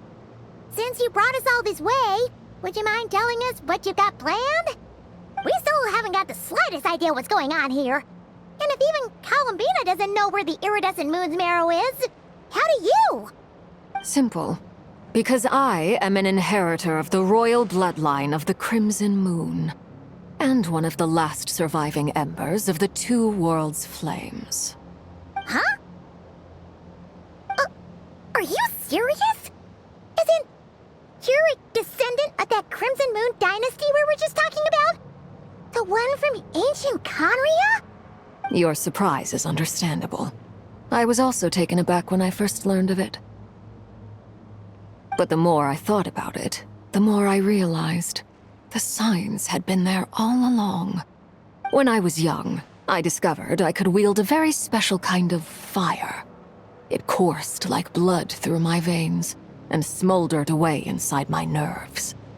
What's more, whenever I experienced strong bursts of emotion or drew too deeply on this power, it was like some kind of presence within the fire would begin to gnaw away at me, consuming me from the inside out.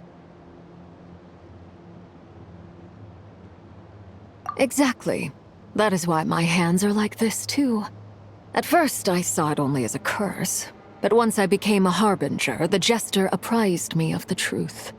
Together with my own investigations over the past few years, there are several things that I have gradually come to understand.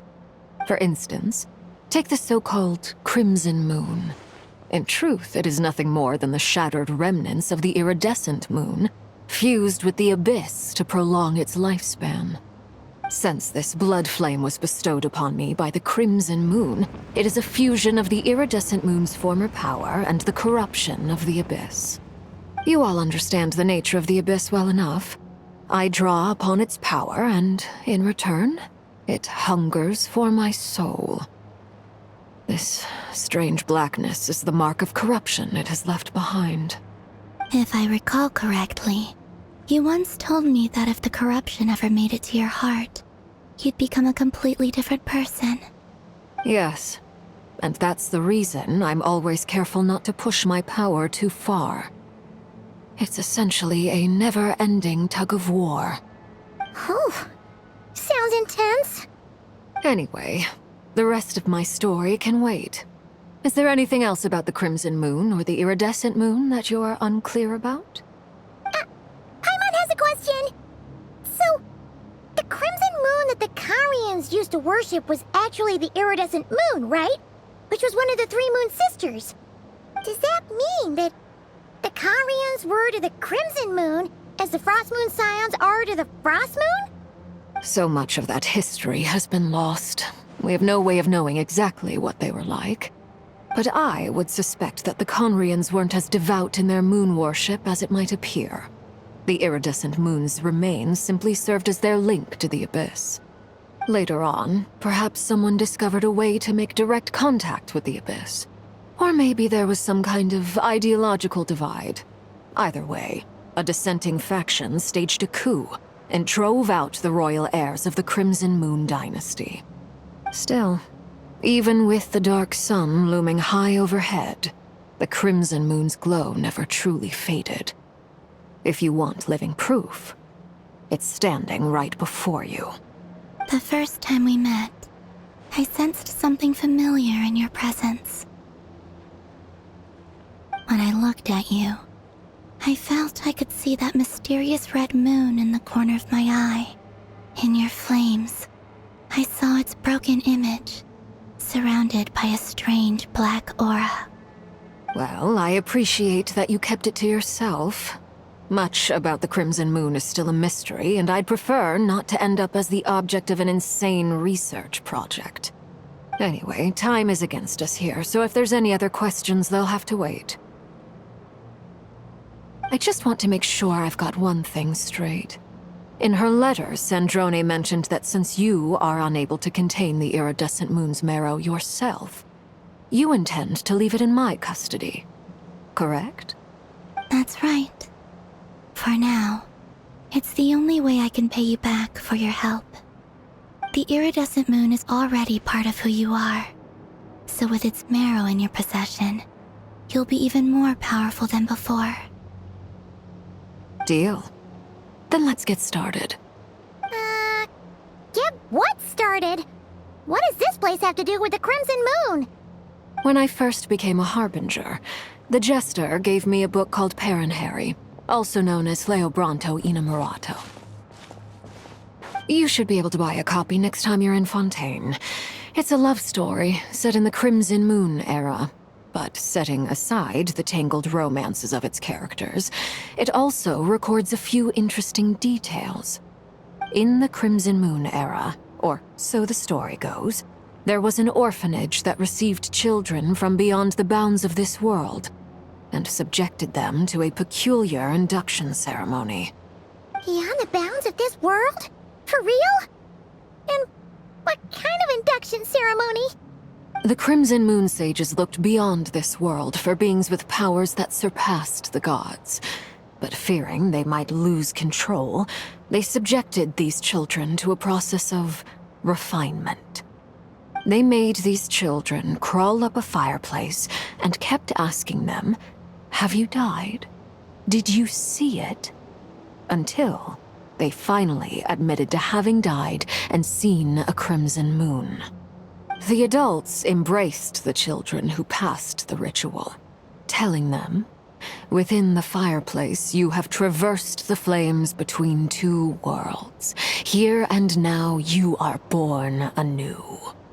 The book leaves much unsaid, but I suspect that this was their way of branding the children they had enrolled, leaving an indelible mark upon them so that they would forever live in the Crimson Moon's light. That explains why I can't sense the Crimson Moon's marrow in this world. It makes sense that it would be sealed in a special space that can only be accessed temporarily through some kind of ritual. But there's no fireplace here. Do you see a chimney anywhere? Oh, are we supposed to build it ourselves? Okay, fine. Paimon will go find some bricks.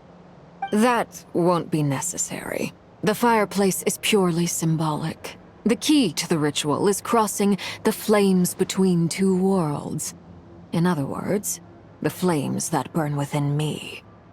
Those burned away by such flames leave behind a kind of ghostly afterimage in the world.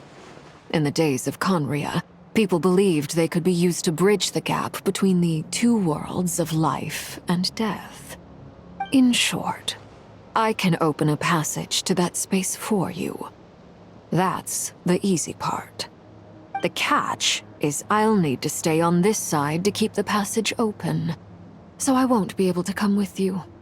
Once you're inside, you'll have to find your own way.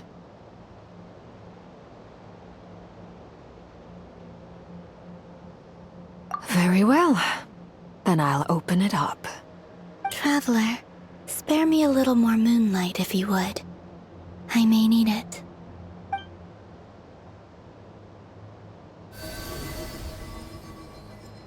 Thank you. I feel like I've recovered some of my strength now. It should be enough to move us across short distances and confront whatever dangers might await.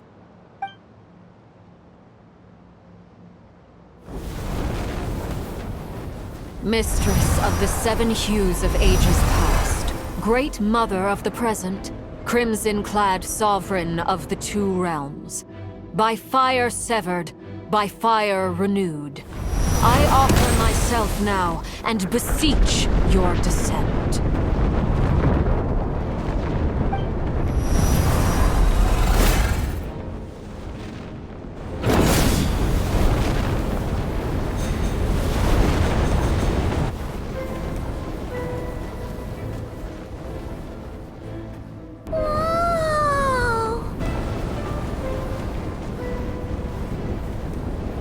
One word of advice. As you're crossing over, no matter what voices you hear, do not answer. Got it! I sense a sinister gloom inside, but also the familiar light of the moon. I feel that I am about to meet an old friend who has changed beyond all recognition. All right, let's go.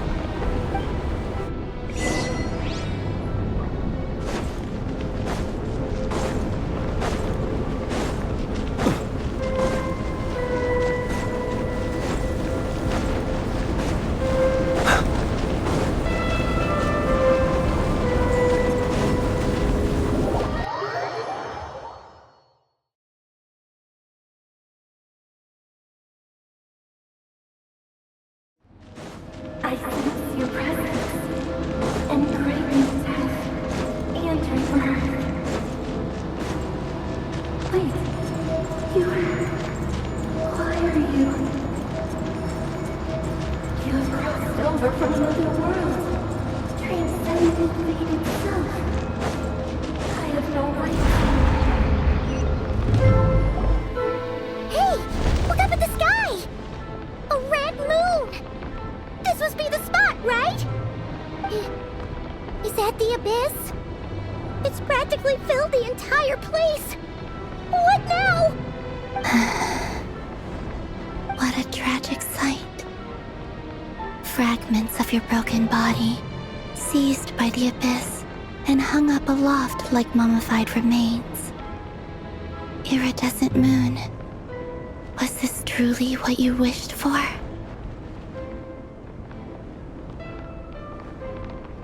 Careful! There's something spooky about this place. Feels like something is lurking in the fog. Haimon's right behind you. Whatever you do, don't run off without her.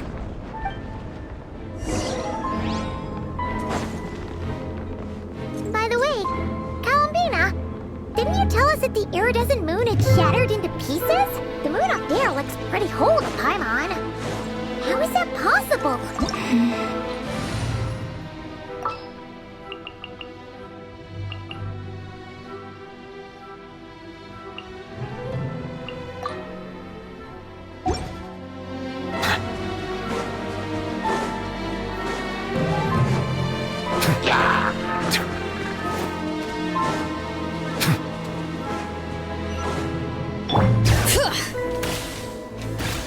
Just like I thought.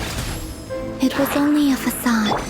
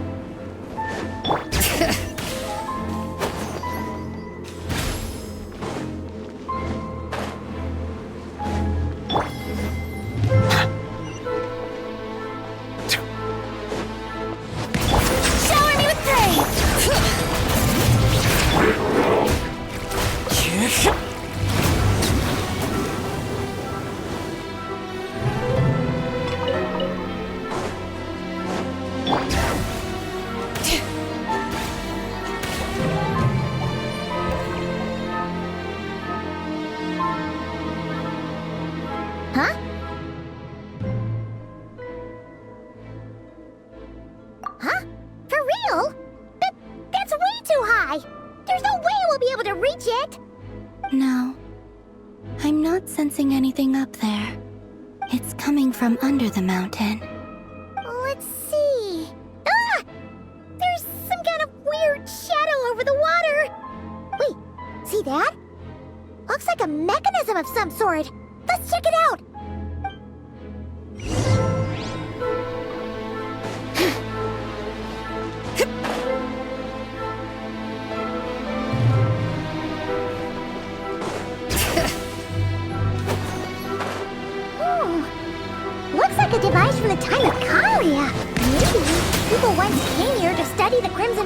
thing, and they left this behind.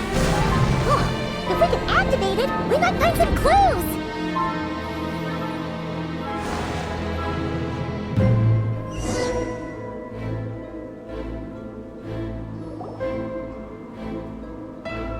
Hey, look at that! Now that the mechanism's running, the shadow in the water looks different. Do you think these mechanisms might be the key to unlocking the secret? Let's try to find more of them! Felindis, we'll leave the rest of the research in your hands. We'll be heading back now. I hope this isn't ruining date night. Ugh. Mind your own business. Just leave me some snacks on the table. Felindis? Is that Rerear's girlfriend? How come we're hearing her voice here?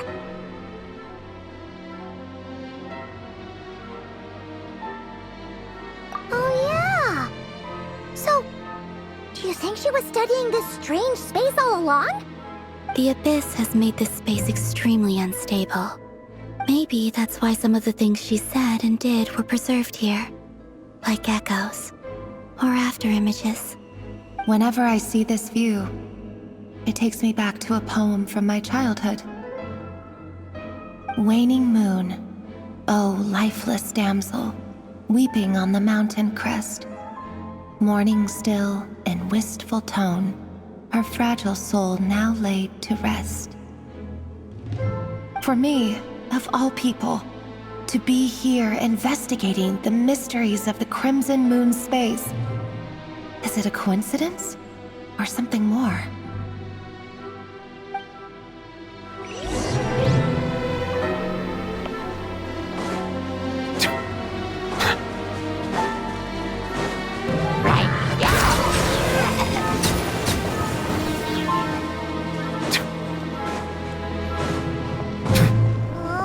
Looks like the Abyss has messed up this mechanism.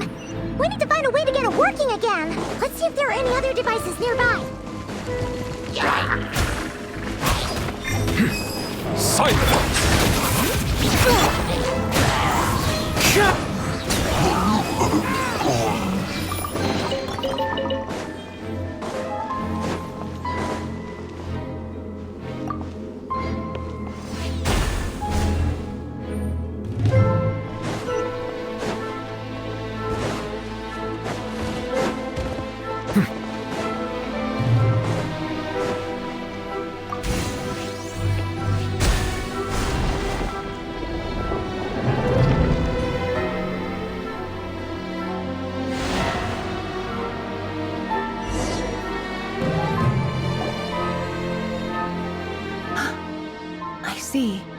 So the moon marrow, or rather the power of the 3 moons, is the key to unlocking. If it really does exist, then maybe this madness can finally be put to an end.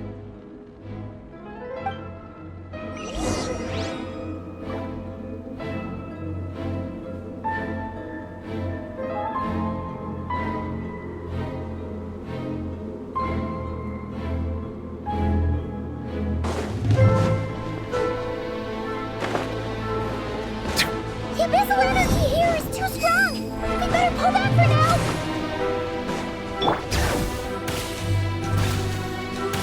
Take cover behind the rocks!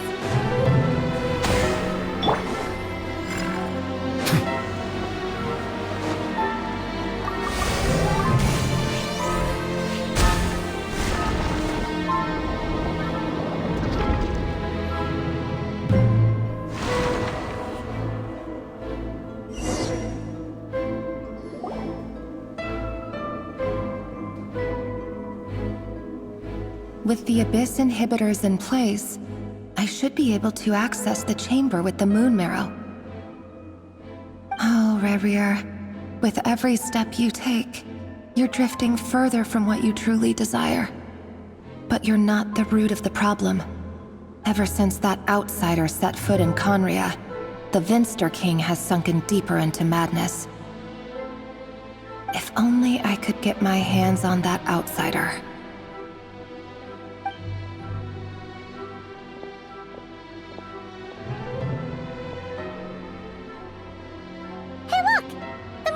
reflection is back to normal. Melindis' voice mentioned a chamber with the moon marrow.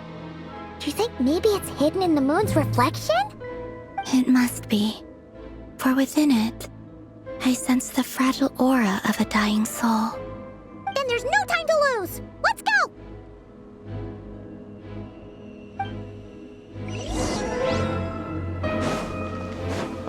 Bring it!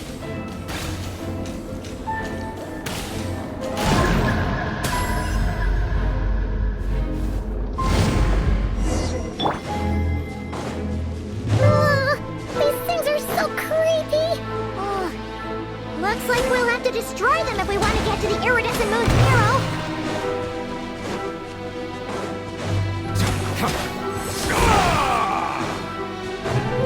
That must be the iridescent moon's marrow! Oh, we'll need to destroy these things before we can reach it!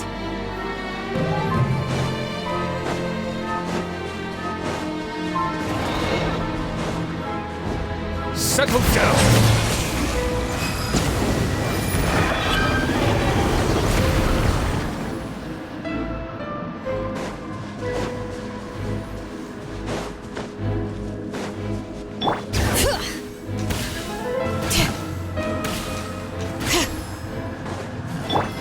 Silence!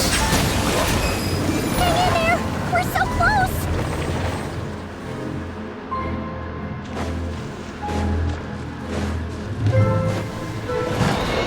Settle down!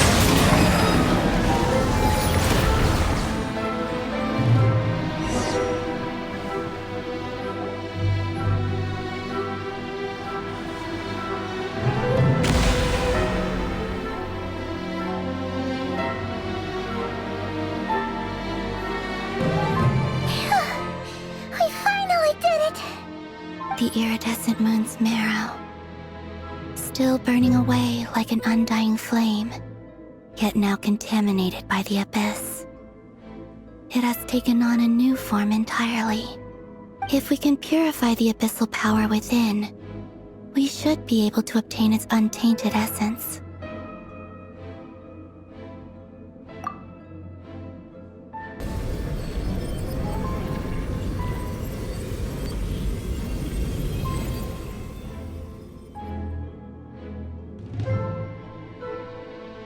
It's so cold.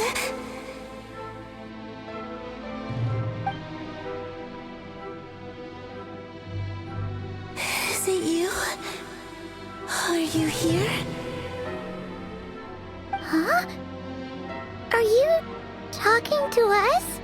At long last, I can see you once more. Our fates have crossed, and I am finally free. I'm sorry, I lied to you. Even knowing what was to come, I still couldn't let go of the fear in my heart as death drew near. The moment the moon shattered, my body began to split apart piece by piece. Like I was being cut into pieces by 1,000 blunt blades. My thoughts scattered as the cold crept in. But I could not bear to fade away like that. Tell me, what was it that brought you to us all that time ago? If only I had possessed your courage, then I might have been spared this torment more painful than death. You look so puzzled. That's how I felt too when I first saw you. But trust me when I say that everything happens for a reason. Farewell, Hypo.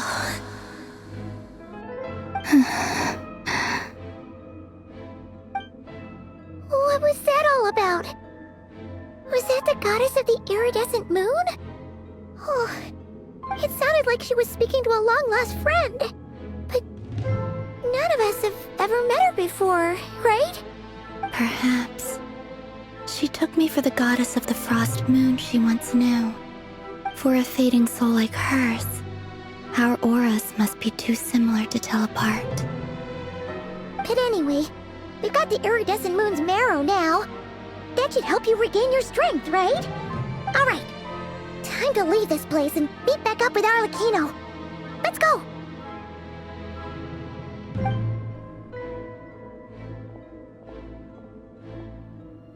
That's odd.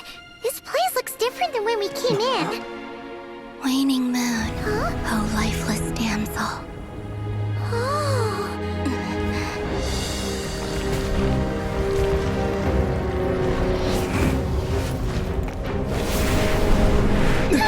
Hurry! The place is collapsing! It wants to trap us here. Who's it? The Abyss? Now we've taken the moon marrow. All that's left here is a dark will.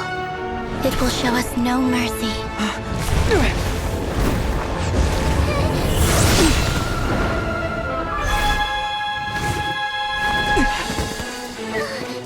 Give it back! The crimson moons! My marrow!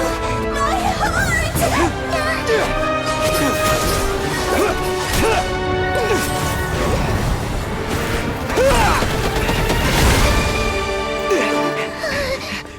Finally! Huh? Oh no! The exit's blocked! They're back! Now what do we do? This is where you fall. Witness my rise. What are you waiting for?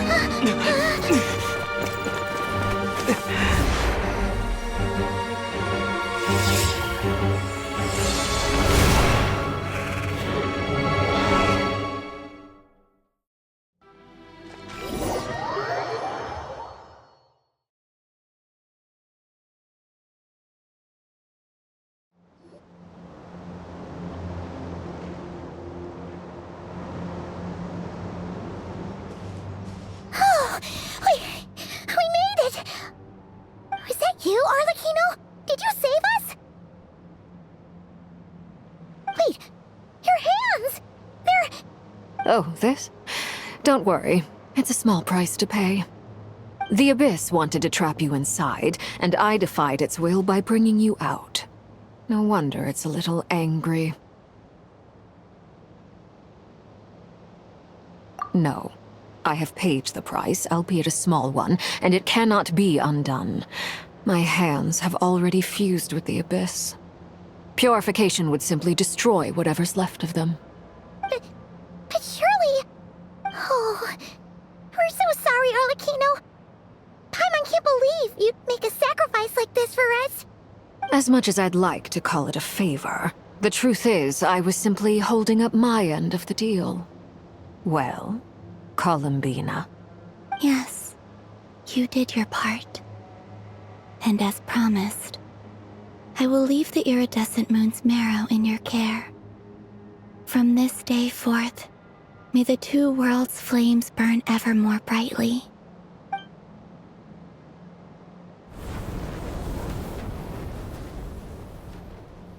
I'll take that as a blessing. Now, Columbina, give me your hand.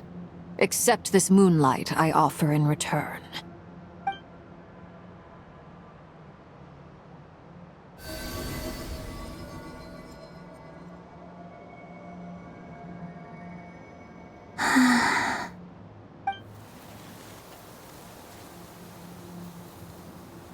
Feeling stronger? Hey, Columbina! Are you okay? I'm fine.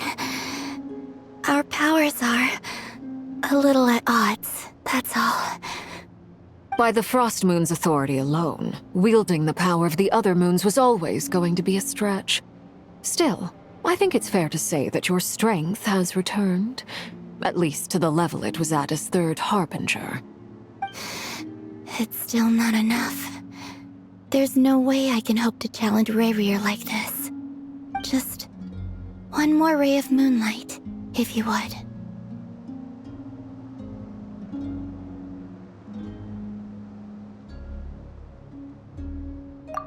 It's okay. I can take it.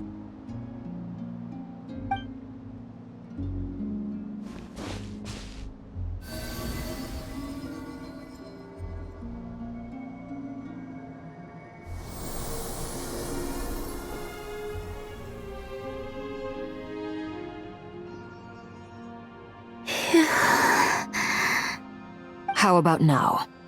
Fighting fit? At the very least, I won't have to stay hidden like before. I want to see him gone from Nodcry. The Rahier of Solnari and his wild hunt must be sent back where they belong. Well, it's good to have something to aim for. You certainly seem more alive now than you did earlier. When I first met you, you didn't strike me as a ray of moonlight. More like a wisp of fog drifting in from who knows where, ready to scatter at the first sign of a breeze. But now, you're full of vitality, just like the frost moon, once the brightest of them all. May you keep shining, Columbina. This is who you are. Thank you. Look after yourself too, Arlecchino. I know you have plans of your own, and that's why you're always seeking to grow stronger. But whatever you're after, don't let the Abyss take a hold of you. I do not wish to see you go down the same path as Revier. I appreciate the concern, Columbina. Although perhaps it's time you took a new name. A new name? Kutar, the Moon Maiden, Columbina, they're nothing more than code names. They describe who she is and the roles she's played, but they're not her real name. We often use code names in the House of the Hearth, too. But it's knowing your real name that keeps you grounded. Up till now, you've been living a wandering life, so you've probably never really cared. All I'll say is this. Once you've defeated Revier, give it some thought. All right, that's it from me. I'll get you back safely first, then go meet up with Sandrone. You're the best!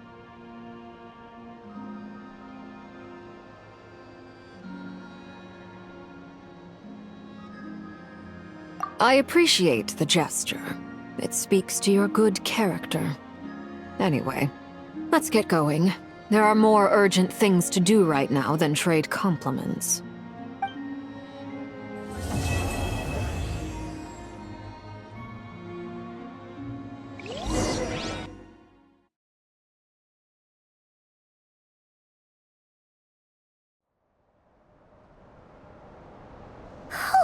It was a close call, but we got the iridescent moon's marrow and restored Columbina's strength, and that's all that matters. In other words, mission accomplished. Paimon wonders how everyone else is doing.